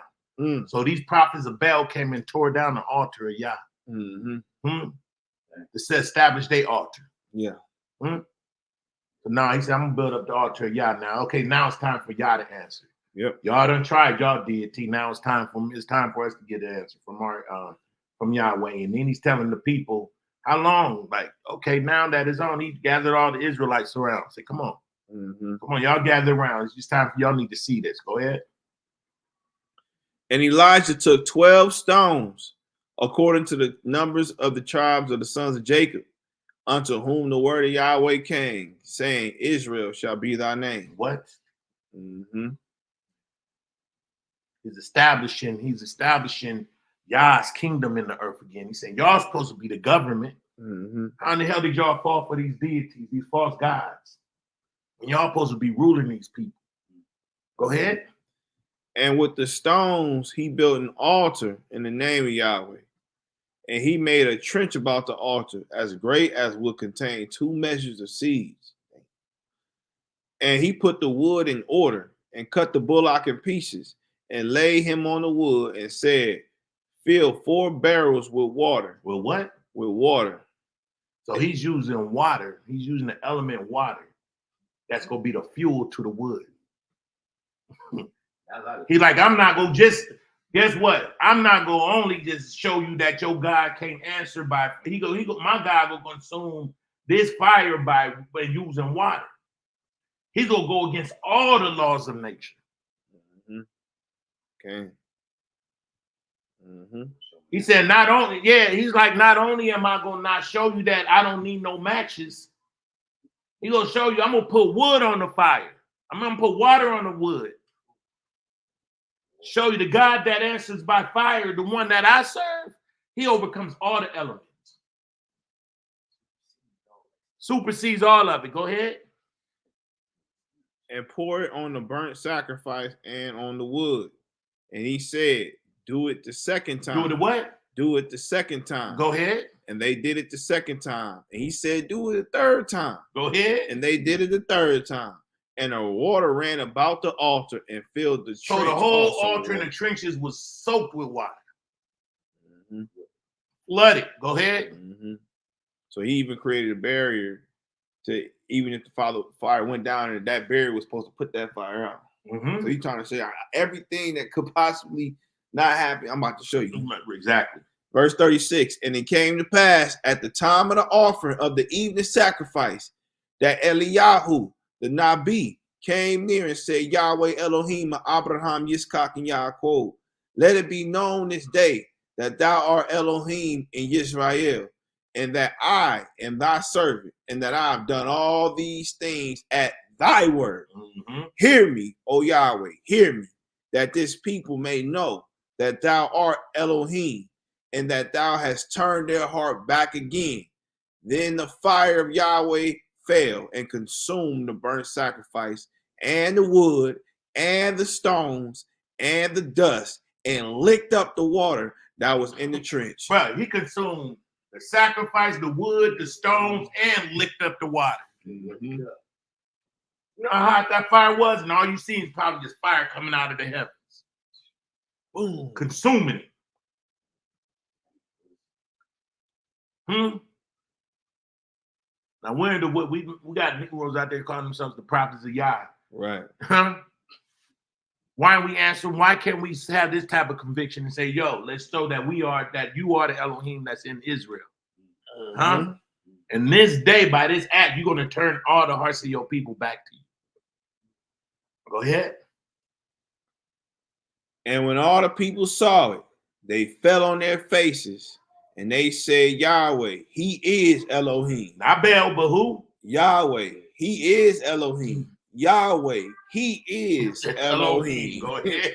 And Eliyahu said unto them, take the Nabaim of Baal and let not one of them escape. And they took them, and Eliyahu brought them down to the brook Kishon and slew them there. And Eliyahu said to Ahab, get thee up, eat and drink, for there is a sound of abundance of rain. So guess what? When the people fell on their faces, guess what came? Rain. The blessing came. Ooh-wee. They repented. Mm-hmm. They repented, then the blessing came. Oh, y'all did all this just to show that you worship them in a dead idol. You worship in a false practice. Mm-hmm. That I'm in control of the elements. So after Elijah's used to destroy the prophets of Baal, now I'm going to show you one of the elements of a cult leader. I'm going to show you that she's a cult leader. Remember, we said there's three things he uses. A cult leader uses coercion, falsely use their authority, and they use extortion. We're going to see all these three elements working in Jezebel. Go to 19:1. Chapter 19, verse 1. And Ahab told Jezebel all that Eliyahu had done, and withal how he had slain all the prophets with the sword. Then Jezebel sent a messenger unto Eliyahu, saying, so let the gods do to me, and more also, if I make not thy life as the life of one of them by tomorrow about this time. Stop. Oh, wait. She talking that big talk. You see how crazy she is? You see how she's turned over to her own delusions? And this is actually the space that Yah gave her to repent. If you ever look at a cult leader, especially one that's supposed to be under Yah, he is not going to repent. He's going to keep getting warning signs. He'll get all the reason why he should turn away from his folly. But she doubles down. She doubles down. Hold on, like this, like what?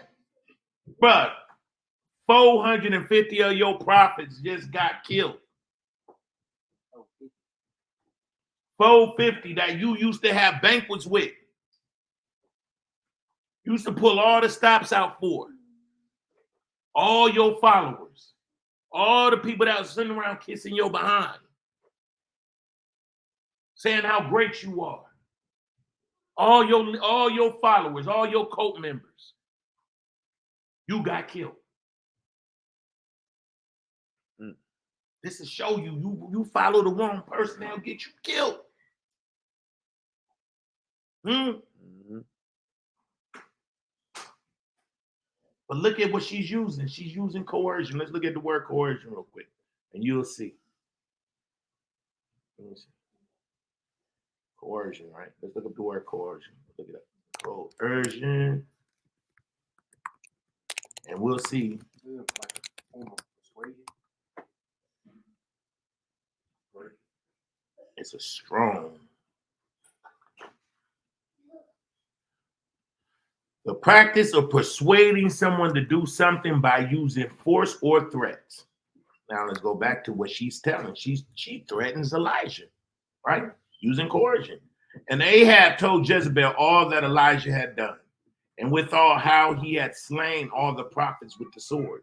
Then Jezebel sent a messenger unto Elijah, saying, so let the gods do to me, and more also, if I make not thy life as the life of one of them by tomorrow about this time.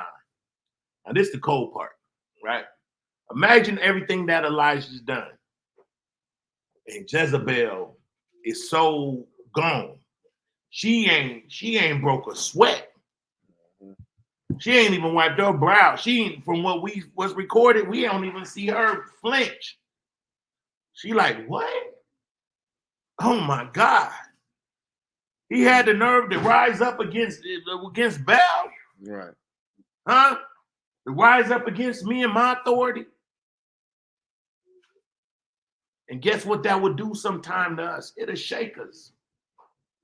It'll make us actually start wavering in our faith to Yah. Because if that happened and you came with that much authority, that you would call on the name of Yah and he'll answer by fire, and this woman, this spirit that's in this woman still ain't relenting, still bound down, you'll be like, oh shit.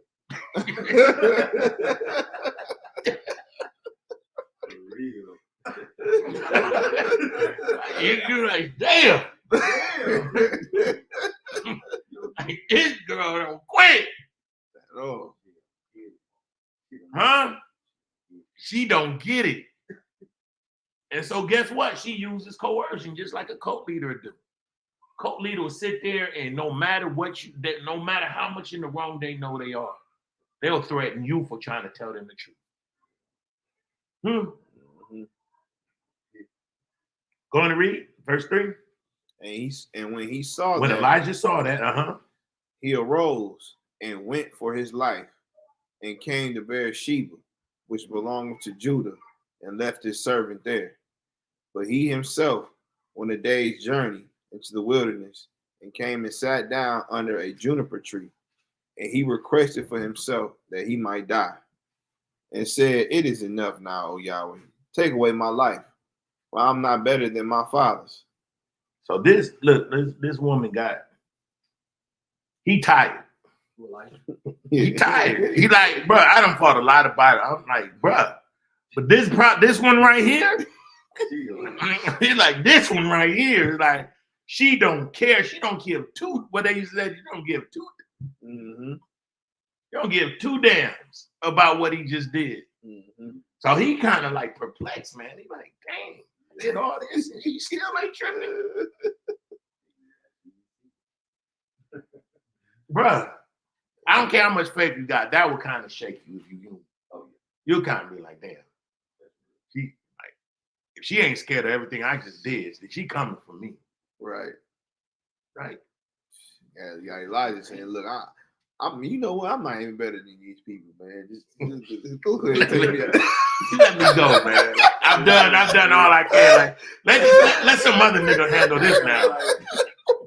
He's like, look, I ain't even better than them, man. You might as well just go ahead, man. Get me up out of here. Yeah, man. Don't let me die, man.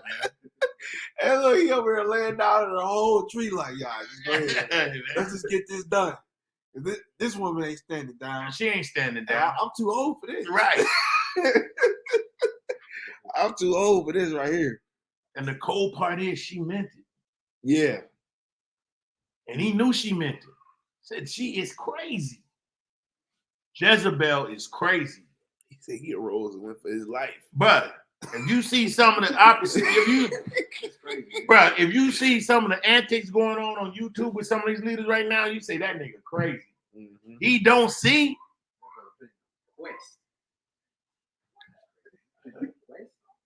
And going to, hey, we ain't let none of this happen. Like, yo. But you know it's crazy. We can really relate to it, right? Because how many times we see something going on in Israel, like, man, y'all, man, just You just get the Hey man, just take me to a mountain or something. Yeah, I just want to be done. I don't even want to be around here. I don't even want to say who we are. Just take me up out of here, man, because this is too much, man. This is what it's come down to. So I can imagine him doing all that. And then she like, hey, we here. We 10 toes down with it. I don't care about nothing you just did. Bro, Matter of fact, hey, keep it going. We're going to go further with it. Hey, bro. She gone, man. Yeah. Jazzy don't care, man. Mm-hmm. Yeah, what I'm trying to convey is show you the characteristics of a man who really think he's a guy. Yeah. Really think he got that much power. He will question, even though he sees the writing on the wall, even though he sees that something is going on, he still would be bent. He'll double down and be like, what? Like, bruh, you didn't see when you was about to speak against somebody, your whole audio system went down? Mm-hmm. Bro, you don't see that one of your men, just one of your homeboys just got arrested for possible abuse. Right. You don't see things going on around there. Ain't nothing that gives you pause to say, nah, guess what I'm gonna do? I'm gonna bench 400 pounds today. Show you that I ain't tripping. Right. Right. That's a fact. On the Shabbat.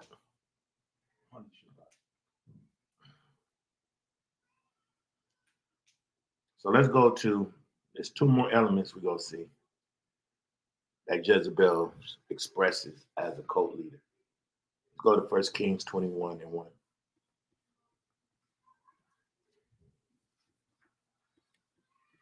And we're going to see how Jezebel uses Ahab's position to exercise her authority. And this is why I'm saying that a cult leader will use other people. It'll use an idol. It as well will erect a belief system to represent their authority, because they really want to put the focus on those other people, but she's really controlling it behind. Okay.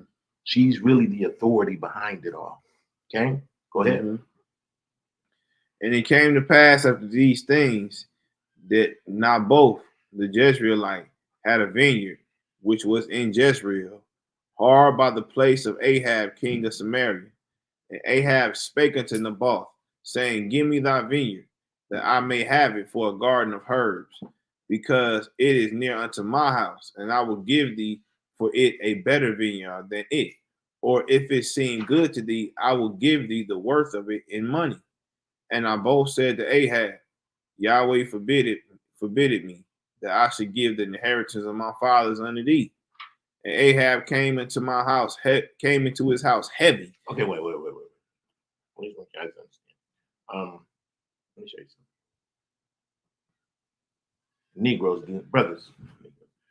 Negroes don't have the spirit of Ahab. Ahab spirit. Huh? So that Ahab spirit ain't no joke, man. But hold on, before we go there, we'll cover it. What I want to talk about. What's it called again? What's it called? Love bombing, right? Let's put up love bombing. Hold on.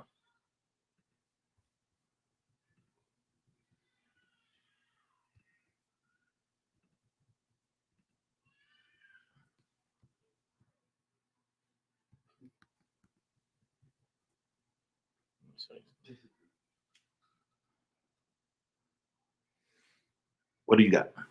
Love bombing, the action or practice of. Oh, you know what? Use my version right here, because I actually typed it a little different. Read that. Oh, okay.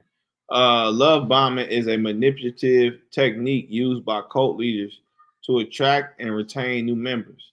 It involves showering potential recruits with affection, attention, and support to make them feel welcome and establish a dependency relationship. The goal is to make recruits feel like everything they need or want comes from the cult. Ooh-wee.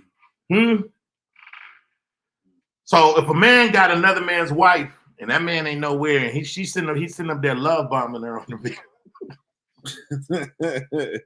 A cult leader will love bomb you. And I'm not talking about edifying somebody, right?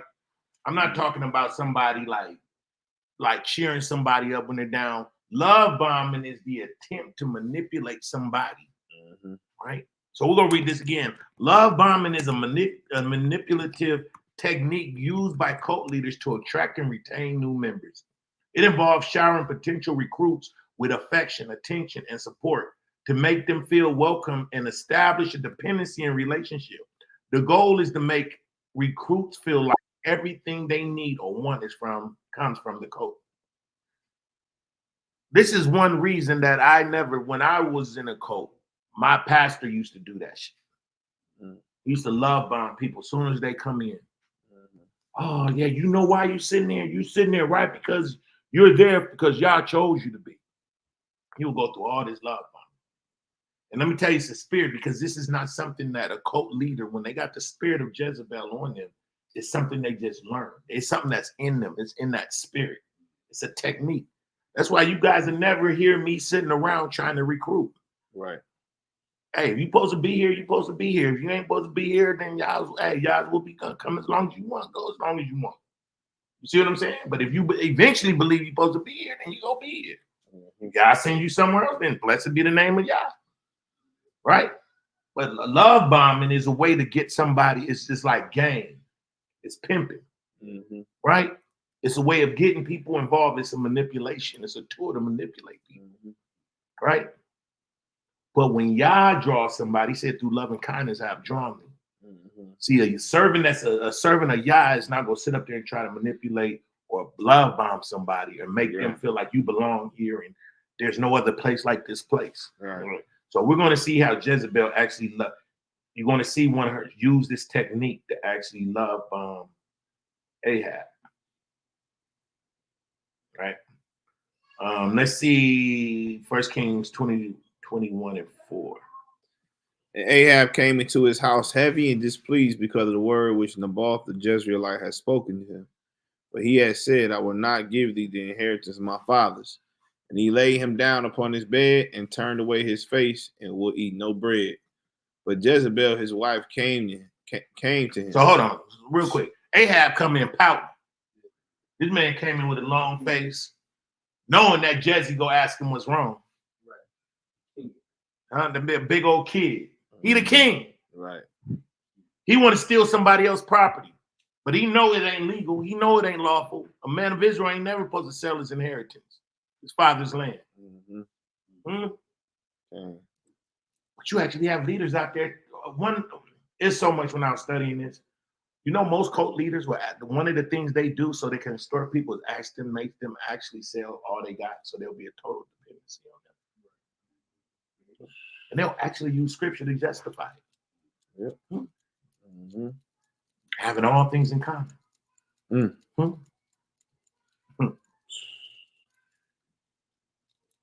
A man is not supposed to sell his inheritance. Nope. So this man knew that. He knew he wasn't supposed to sell his inheritance because that's supposed to remain. When Yah gave the 12 tribes their land and their inheritance, that is to remain in that family perpetually.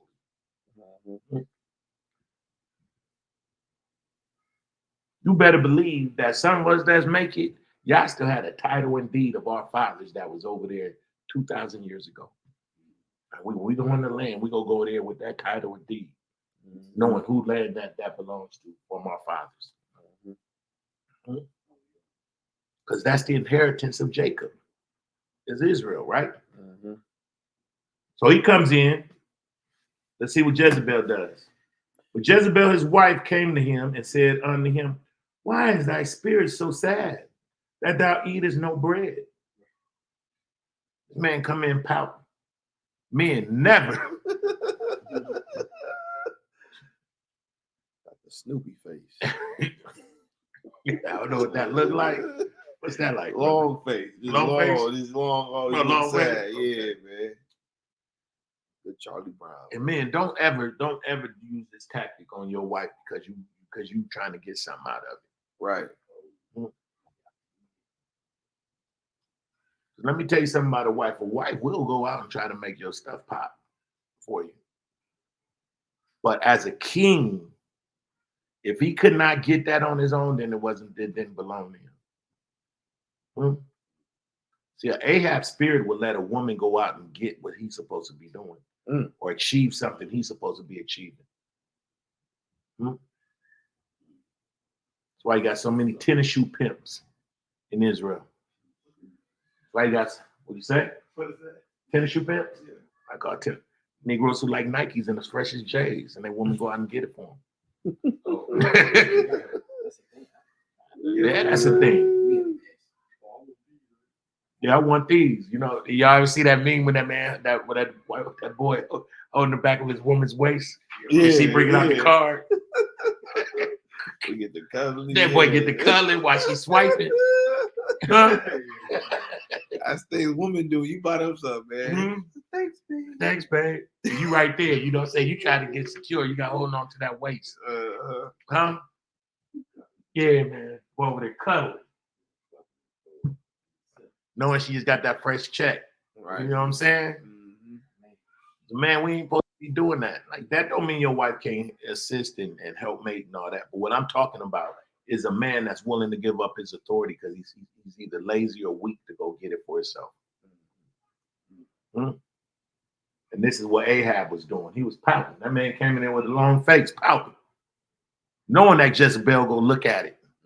He probably went in there, long face, and flopped on his bed. Right. You know, yeah, put the cover on him. Looking at the wall. That man beeline past her. What's wrong, babe? Nothing. Went right past her, knowing she gonna react. Nothing. No, what's going on, baby? No. That boy wouldn't let me have his land. Hey, what? What'd you just say? It's nothing, babe. It's right. He said it's nothing. It's nothing, babe. Just forget about it. Just leave it alone.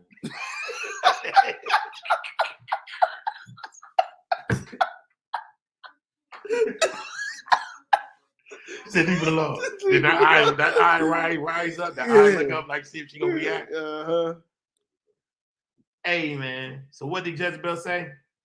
Well, Jezebel's wife came to him and said unto him, why is thy spirit so sad that thou eatest no bread?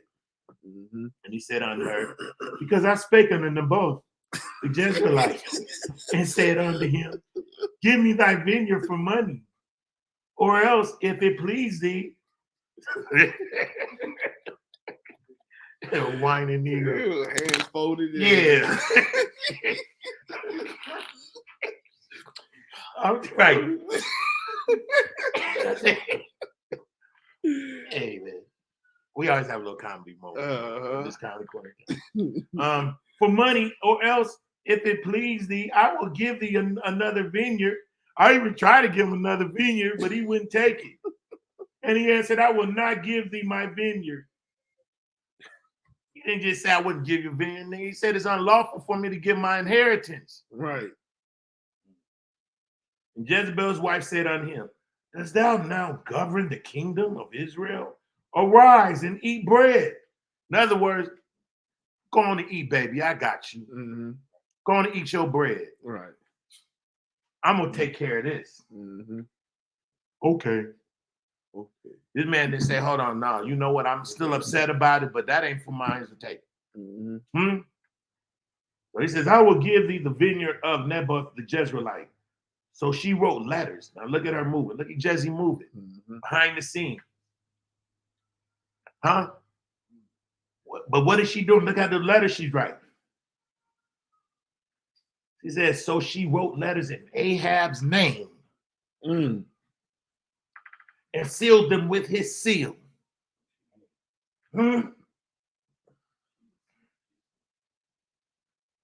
So she's using, that spirit is using the authority of the man, of the king. And using his seal. So remember, I'm saying the spirit of Jezebel doesn't come right out. She uses authority. She backdoors authority.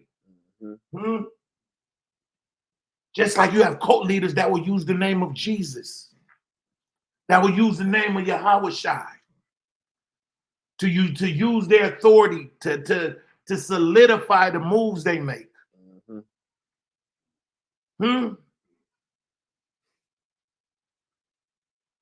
Because to use the name of an Israelite man means that that's no different than using the black card. Right.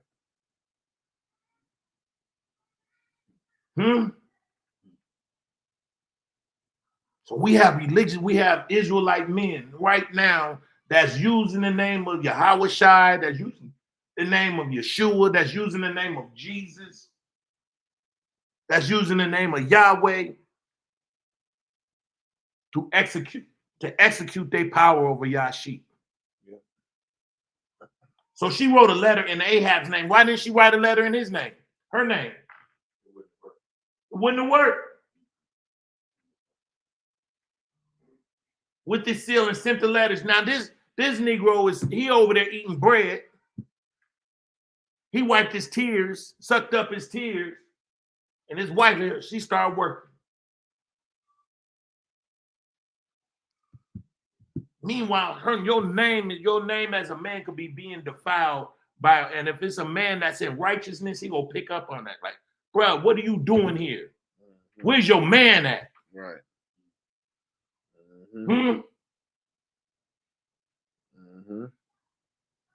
Don't ever let a woman do for you what you're supposed to be doing. Yep. The only time a wife should ever have that authority is when, of using your name is when you're deceased. And you have developed a relationship with your brothers, your covenant brothers, and you know how he moves. Your brothers will know how you move. So he will know when that woman is moving outside of the way you will move.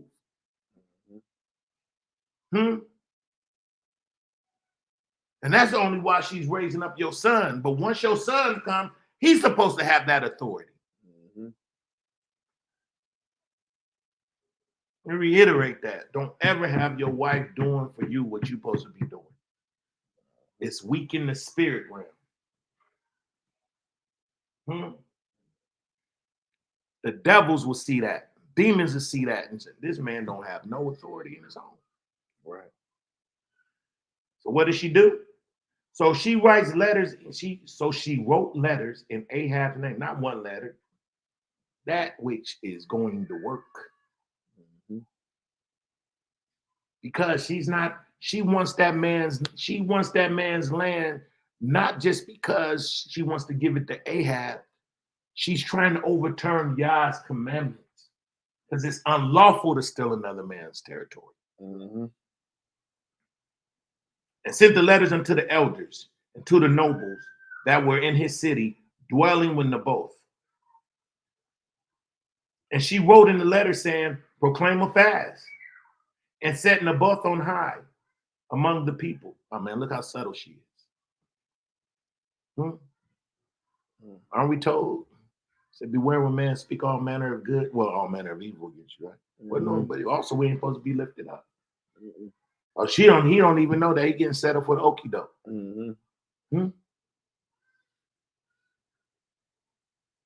Naboth on high among the people, and set two men, sons of Belial, sons of deception, before him to bear witness against him, saying, thou didst blaspheme God.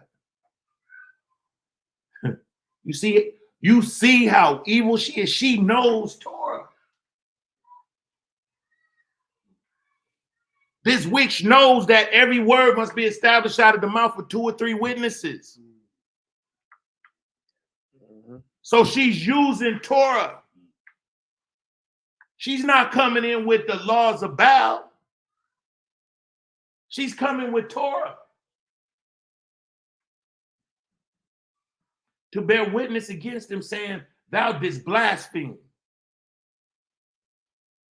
She don't care nothing about Yah.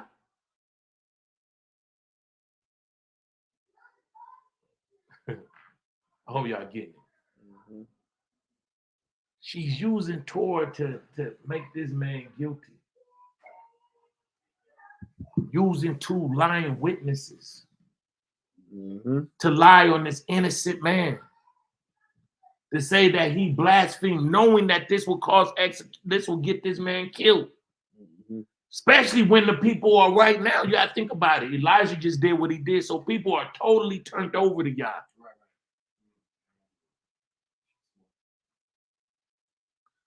So right now, Belle been sent into the closet. So now she done switched up and used the law. All of a sudden, she done became a committed Israelite or a foreigner. Telling you, this is what code. I hope y'all getting this. I'm using her just as a model to show you how a cult leader moves. They will morph and they will use the Torah to get what they want. Don't think just because somebody's using the scripture that they love Yah. I don't care if it's me or Mikael. And obviously these men, these elders ain't wise enough to know, or they don't got no spiritual discernment to see what's going on.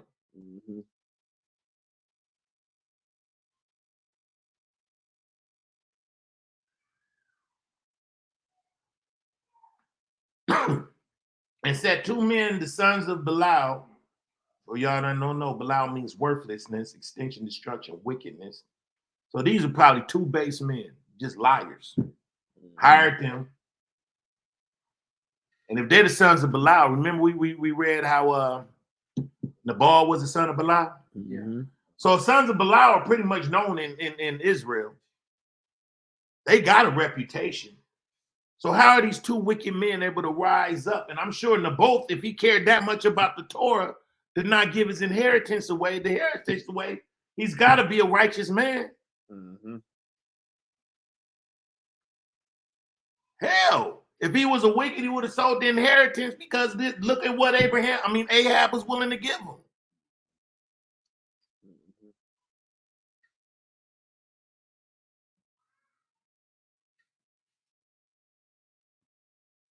Right here. And did blaspheme Elohim and the king. See, she put the king on it too. And then carry him out and stone him that he may die.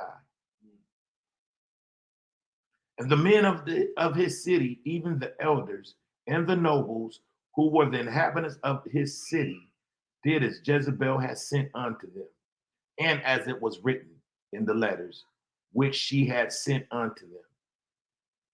They proclaimed the fast and set Naboth on high among the people. And there came in 2 men, children of Belial, and sat before him. And the men of Belial witnessed against him, even against Naboth, in the presence of the people, saying Naboth did blaspheme God and the king. Then they carried him forth out of the city and stoned him with stones, that he died. You know, this was a hard story when I first came to this was the hardest stories for me. I'm like, why would this innocent man get killed like this? Why would you allow him? You know what I heard? Some men get cut off in their righteousness. Don't think every man that died necessarily died because they was wrong. I think he said in Isaiah, God has preserved some men from the day of destruction. Yeah. But that's what being a martyr is all about anyway. Yes. Dying in righteousness. Then they said to Jezebel, saying, Naboth is stoned and is dead. And it came to pass when Jezebel heard that Naboth was stoned and was dead, that Jezebel said to Ahab, arise, take possession of the vineyard of Naboth, the Jezreelite, which he refused to give thee for money. For Naboth is not alive, but dead. And it came to pass when Ahab heard that Naboth was dead, that Ahab rose up to go down to the vineyard of Naboth, the Jezreelite, to take possession of it. This wicked Negro didn't say, he said, see something. He said, see something, say something. He said, I don't see nothing. Right. He didn't even ask, hey, Jesse, how did you go about this? She probably said, hey, go rise up, baby. Go get what's yours. Go get it. He's like, for real? He's like, for real? You know it. Like, for real? Like, everything good? Yeah, good, baby, I told you, don't worry about it.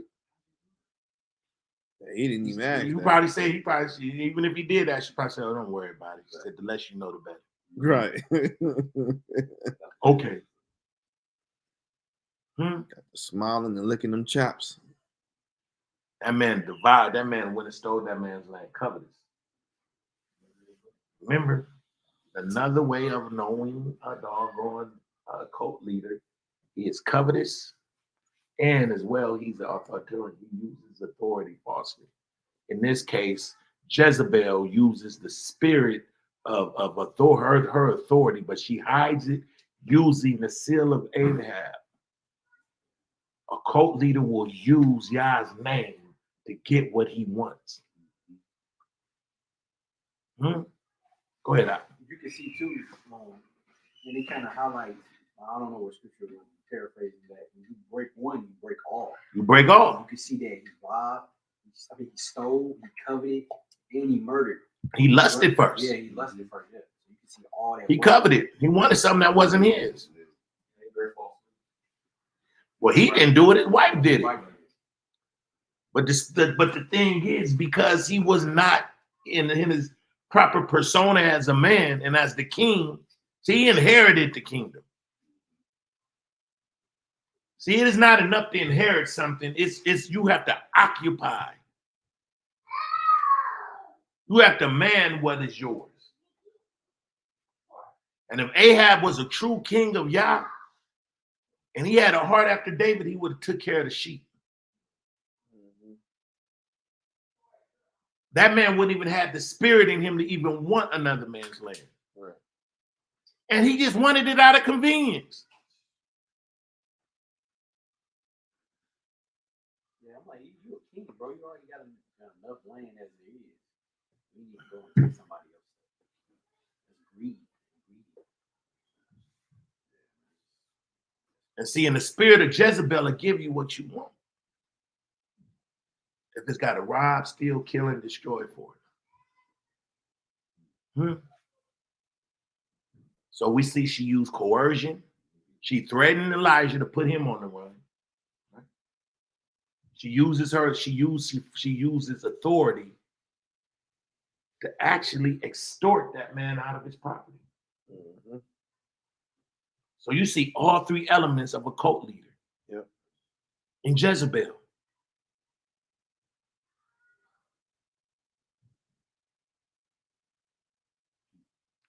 Arise, go down to meet Ahab, king. Hold on, wait. And the word of the Lord came unto Elijah the Tishbite, saying, Arise, go down to meet Ahab, king of Israel, which is in Samaria. Behold, in the vineyard of Naboth, whether he is gone down to possess it. So go down there. That man, hey, y'all done took the spirit on, hey, go down there. That man right now, that man probably dancing in that man's field right now.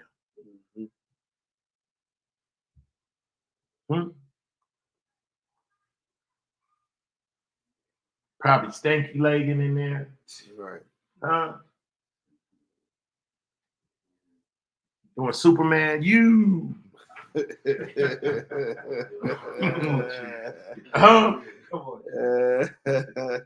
know the man celebrating. Yeah. Doing the Cabbage Patch. Yeah, I don't even know if y'all remember that dance. Break dancing. Doing the Yaakov breaking. That boy out there. That boy all in the yard. That boy around the trees, boy. Boy living the arms, everything. Sliding and gliding. That boy probably thought if y'all thought David was dancing. Right. Out there playing They Ain't Like Us. Like, you know what I'm saying? Up there crip walking all in the field. You know what I'm saying?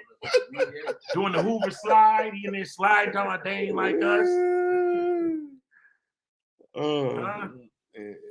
Jesse probably in the tower talking about Hercules. Right. No, you know what Jesse did? Jesse up there like, yeah, this nigga celebrating. Look what I did. You know, crybaby nigga. That nigga over there.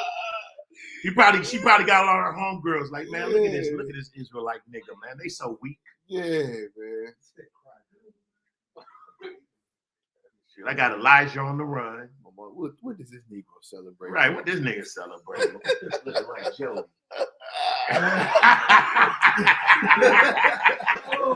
Over there looking like Jody, right? Little Jody. Over there looking like Jody. Yeah. Hey, man. You know it's bad to look like Jody. Mhm. Jody got that car Mhm. all up in the. Hey, man. Dropping her off at work. Right. Hey, man. Hey, man. That man up there. Negro. And you know she talking about him. You know she talking about it. This nigga right here. Man, this nigga is weak. So guess what happened? And thou shalt speak unto him, saying, Thus saith Yah, hast thou killed and also taken possession? And thou shalt speak unto him, saying, Thus saith Yahweh, in the place where dogs licked the blood in the both, so shall dogs lick thy blood, even thine. And Ahab said to Elijah, Hast thou found me, O my enemy? And he answered, I have found thee, because thou hast sold thyself to work evil in the sight of Yah. Did Yah, hold on, is Yah judging Jezebel right now? Nope. Nope. He taking the whole rap for what was done. Because he let that woman stand in authority over him. Use his name and use his name. So I said, okay, let you catch this smoke. A lot of Negroes be wondering why the women still, even when you done made all these bad decisions and you done got divorced from the woman and she left you, why you still catching all the smoke? Huh? Why you got the child support bill? Whoa.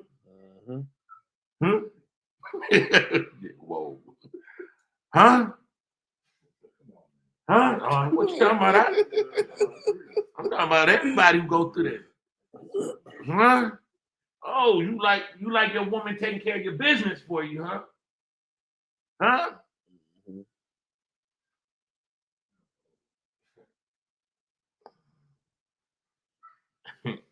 Damn.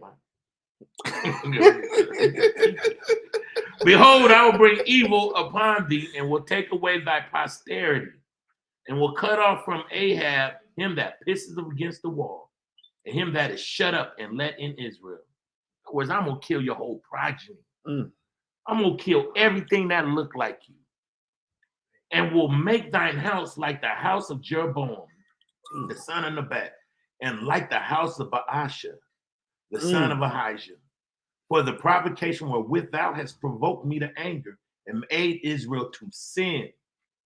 And of Jezebel also spake the Lord, saying, The dog shall eat Jezebel by the wall of Jezreel.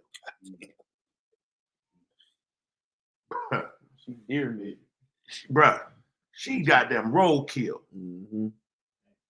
No, a chariot literally runs over her. Yeah. A chariot. Oh, yeah.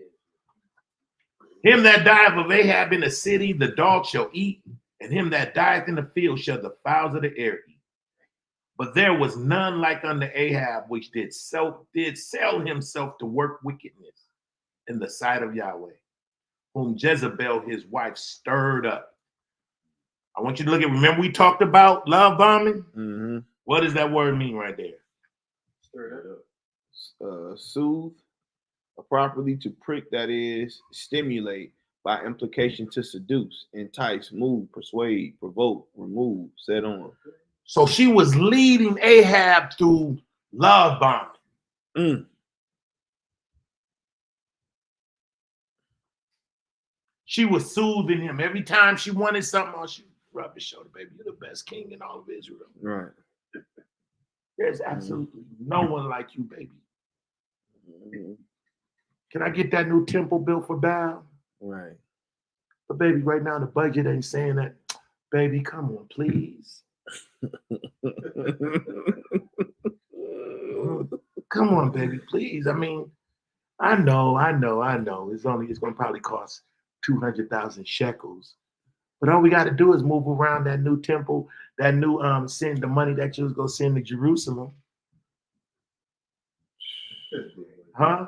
How about if we don't send those 2,000 lambs to be sacrificed to that old God? What's that name of that God again? Yahweh. Ain't he played out? well, I guess I could go ahead and move a little money Right. around. Mm-hmm. But she seduced, she soothed King. She stirred him up by soothing him. She would love bomb this man. She didn't come with the, oh, you ain't this, you ain't that. She probably did all that behind his back. Mm-hmm. She probably realized, oh man, this man got a fragile ego. So I'm just gonna play to his ego. Right. He liked to hear smooth things. Mm-hmm. Yep. While she probably down there talking to her, she probably yanking on it a little bit. You know what I'm saying? Mhm. You know how they do. I'm just Yeah. saying.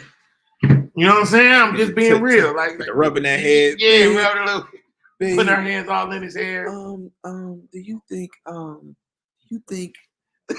And the minute he give her, the minute he gives her what she wants, she walk away. Talk about that shit was easy. Right. Once got him, walked away, got him. Once again. Mm-hmm. Hey, Baal prophets, y'all line up. We having a feast tonight on Ahab. On Ahab, in his name. In his name. She probably gonna say, we're gonna praise him in his name. Just Right. him. Stroke that ego. And this is the mercy of Yah, right? And it came to pass when they have heard those words that he rent his clothes and put sackcloth on his flesh and fasted and lay sackcloth and went softly. And the word of Elohim came to Elijah the Tishbite, saying, seest thou how Ahab humbleth himself before me? Because he humbleth himself before me, I will not bring the evil in his days, but his son's days will I bring the evil upon his house. See, when you repent, I remember you said that's the past. Tell you something. Yeah, sometimes he just kicked the can down the road. Yeah.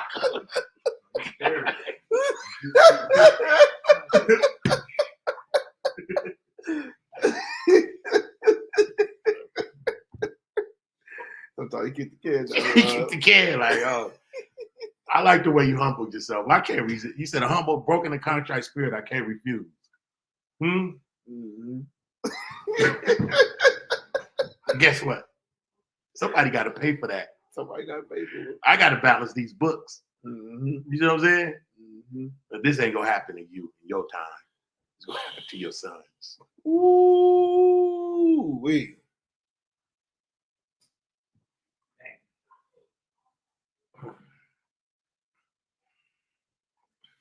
In other words, some of us may be paying the debt to our fathers. Hey, playing the very debt of our fathers, man. It's going on 7:22. I was gonna cover 2 Timothy. So we got.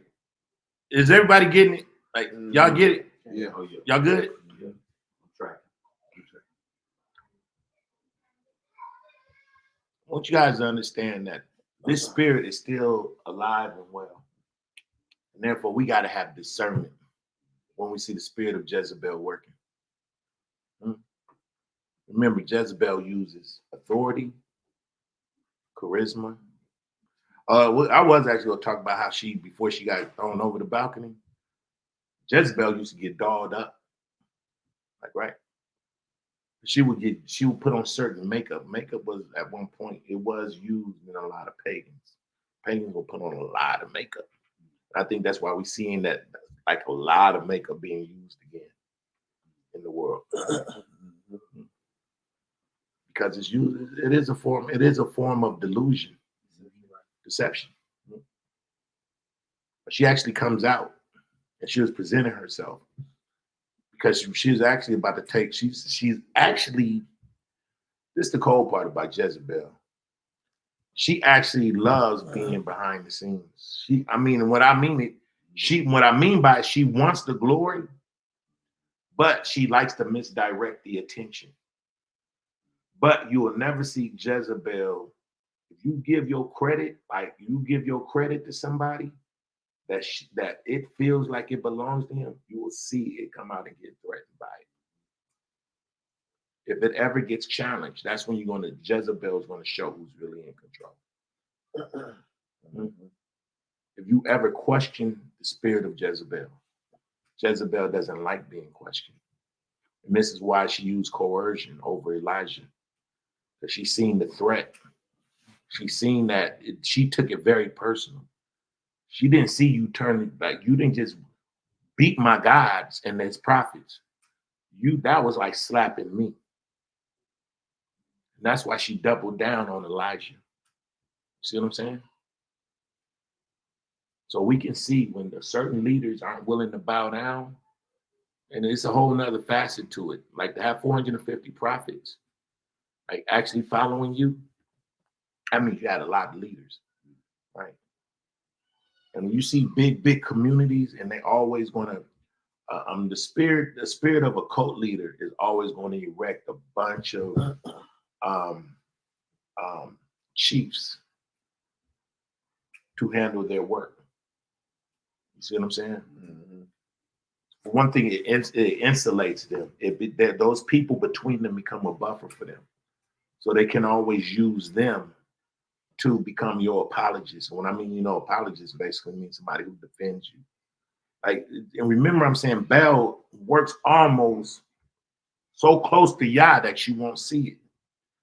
And the only time sometimes you'll actually see the spirit of Jezebel or the practice of Baal working is when it's actually bucked up against. You'll see it get in the flesh.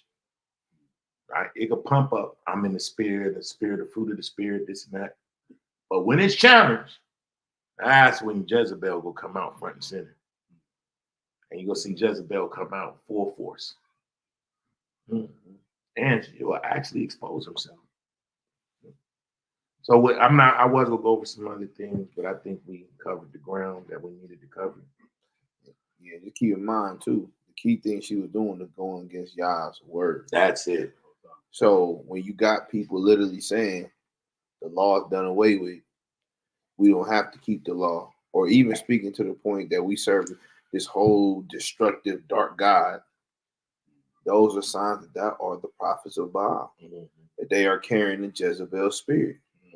Or when they're trying to put you on a mantle as if you're equal to God, that you are God, while contrarily speaking against Yah's word. I don't know if y'all kind of have aligned everything, the lessons that have been going forth.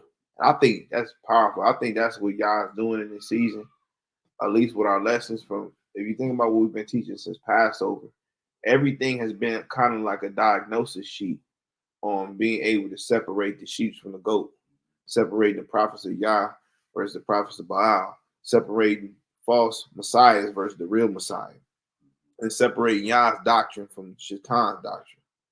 These are all diagnostic sheets to see who's on the side of Yah's kingdom and who's on the side of the kingdom of darkness. And so don't take these lessons that's been going forth lightly, because I believe at the end of this season, Yah's going to see who's been taking it serious and has the proper scope or lens to see who is healthy in Yah and who has been diagnosed as sick or diseased with the doctrines of devils. Mm-hmm. You know what I mean? Like, really go back on these lessons. Like, really go back on these lessons. We're giving y'all character traits of who's who. So at this point, nobody should be deceived. Nobody. I want to go to 2 Timothy. I think this is important. Because this is some of the other indicators we can actually see with false teachers and false leaders, right? 2 Timothy 3:1. There's a book of 2 Timothy chapter 3, verse 1. This know also that in the last days perilous times shall come, for men shall be lovers of their own selves, covetous, boasters, proud. Remember, what is covetous? What is one of the trademarks of a cult leader? They're covetous, right? Mm-hmm. Go ahead. They're boasters. Boasters. Mm-hmm. Hey, what are they? Proud. When a person is proud, they resist correction. Mm-hmm. Huh? You can't tell them nothing. There's nothing you can even tell them that they'll even think that is anything wrong with what they're doing. Go ahead. Blasphemers. Disobedient to parents. Unthankful. Unholy. Without natural affection. Truce breaker. Another trait of a cult leader is narcissism. Yeah. And that's just another way of saying without natural affection, right? Mhm. When we look up the word, it means hard-hearted towards kindred without natural affection. So when you're a narcissist, you don't care about what the next man thinks. Right. You don't have no feelings. You don't, even if you may have made a mistake, like you're gonna walk in some type of conviction. Like you're able to, when you're wrong, you're able to say you're wrong. Right. Right? Go ahead. They're truth breakers. Go ahead. False accusers. False accusers. Incontent. Incontinent means powerless, without self-control. Huh? You're going to see a person without self-control. Remember, Jezebel is going to show herself when she gets really angry. She's going to show herself. When you don't have control, when you're incontinent, guess what? That anger is going to show itself. And you're not going to, even if you want to stop doing the wrong thing, you're going to keep going. Go ahead. Fierce. Uh-huh. Despisers of those that are good. Uh-huh. Traitors. Heady. High-minded. High-minded, right? That is conceited, self-conceit. High-minded. Be lifted up with pride. Be proud. Go ahead. Lovers of pleasures more than lovers of Elohim. Go ahead. Having a form of godliness. Oh, so somebody can actually, if you remember, the whole lesson is that a cult leader can actually use God. We see how Jezebel actually used the Torah to get the brother's land. Yep. So she took on a form of godliness, understanding how she could use the Torah to get the man killed. Go ahead. But denying the power thereof, from such turn away. How do you deny the power thereof? Who's the power thereof? Yeah. Yah is the power that's being denied. Remember, a cult leader is actually God, a proxy God of their, whether it be their information, whether it be their doctrine, or whatever it is. But the actual power is Yah. And denying the power, right?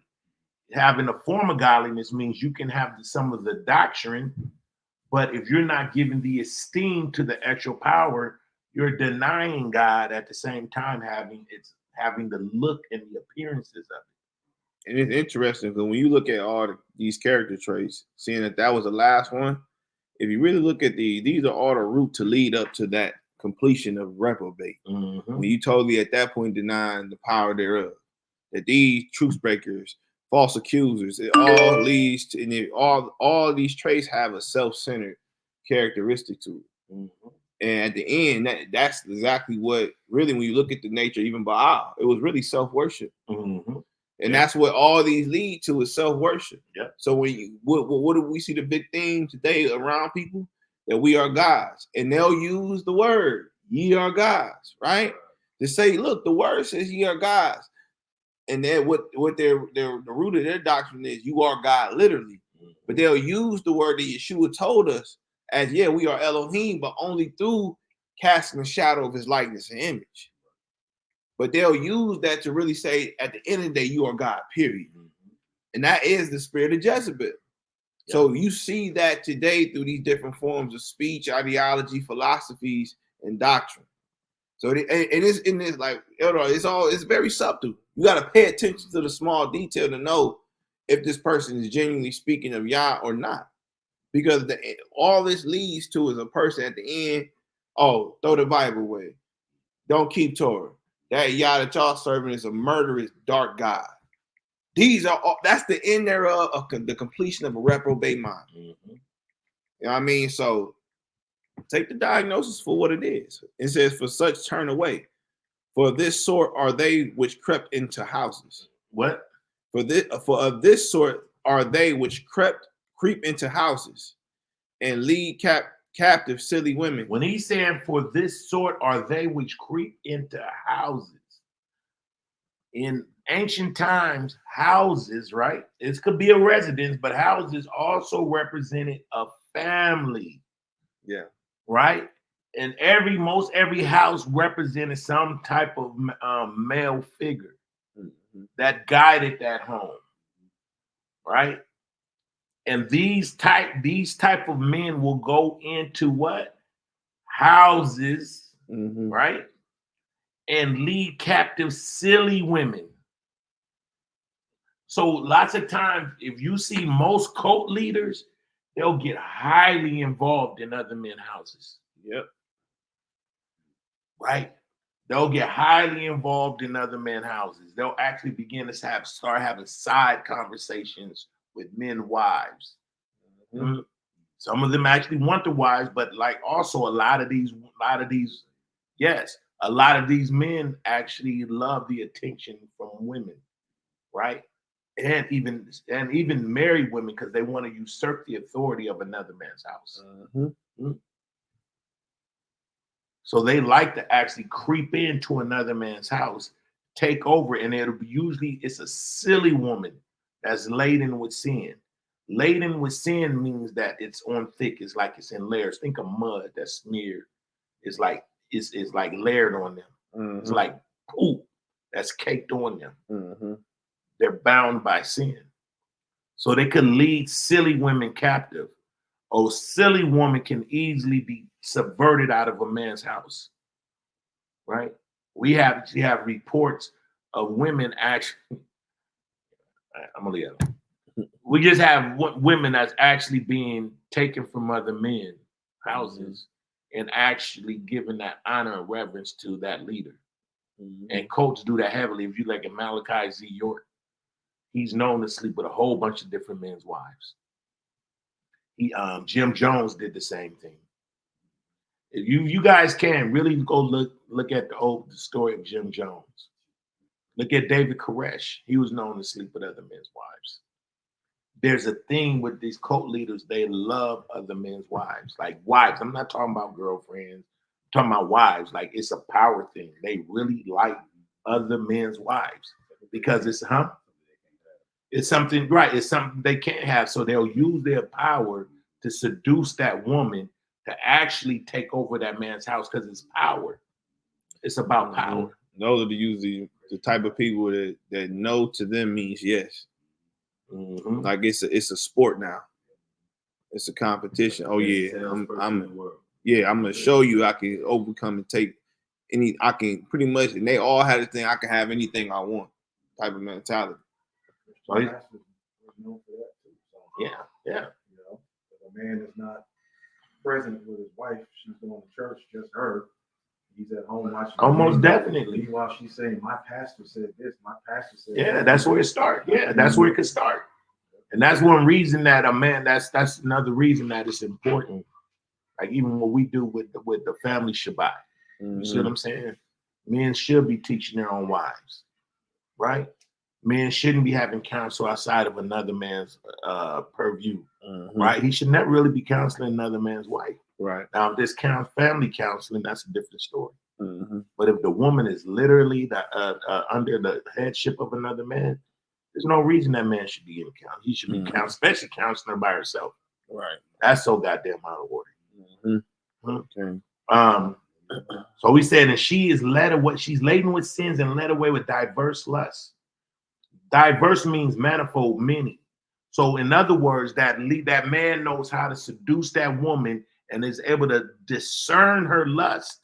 She may have a lust for power. She may want to be with a man that seems more powerful, more knowledgeable, right? She may want him for money. Seems like he has a lot more than he do. And that man will use that, right? He will actually use that to subvert that house and take over that woman. Because it's the same spirit that worked in the serpent with Adam. Let me see. Ever learning and never able to come into the knowledge of the truth. So a simple woman laden with sin, she never gets root in the truth. Now, as Janice, okay, we're gonna be done with that. We'll stop right there. I really wanted to just go over that so we could see some indicators of how a false leader would actually move in the last days, right? And he calls these perilous times. that this stuff is going to pick up in the last days and the perilous times. Mm-hmm. So you're going to see a lot more cult leaders rise up. You're going to see a lot of men that's actually going to rise up and subdue silly women laden with sin. That's why it's important us as men that you study to show yourself approved. Now Elohim is a workman that need not be ashamed, right? This is why you also you provide, you'll be a provider in your home. Okay. That you take rightful place and you guide your home. And you lead. So that's pretty much the end of it. And since we're actually doing this on a private, it's more of a private lesson. If we have any questions in the chat, we get answer some. Yeah, if y'all want to come off mute, if y'all got any questions or responses to the lesson, y'all can.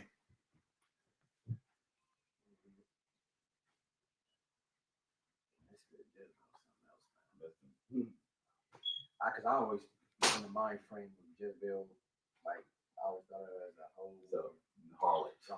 You know what I'm saying? I didn't know that she came with a spirit like that. Not just Now I just have a totally different view on what a Jezebel is. Somebody got that Jezebel spirit. a couple years ago, I figured out that too. We was going over that same type of understanding about how Jezebel spirit is something that manipulates and wants to play behind the scenes. She was just a promiscuous mother. Yeah. Probably way more than that. Mm-hmm. Watch out for it. Puff your head all up. Yeah. Mm-hmm. You got you going against your mama, going against your daddy. You know what I mean? Oh, that's good. Scripture say, I don't like my life up. No questions? Not that I know of. Sister Maria, Brother Henshaw, Sister Crystal, y'all got anything towards the lesson?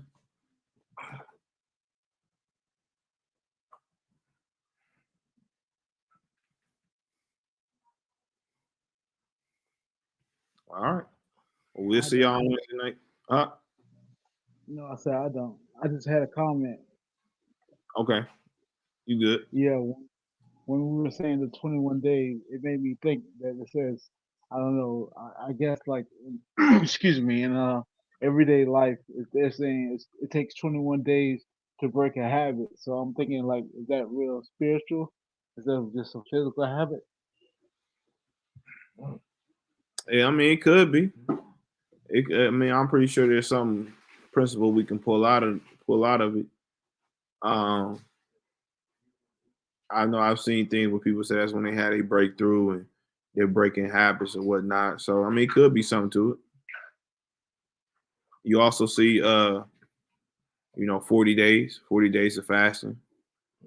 What was we were just reading earlier? I think it was in Jonah. It was 40 days, something like that. So you see Abraham 40 days, Moses 40 days. So you see different sequences of numbers that could mean something for sure.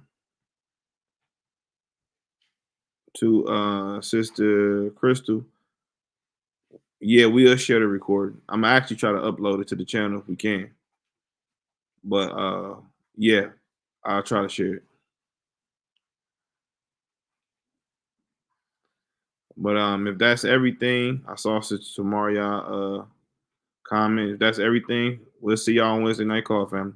Shalom, shalom. Shalom.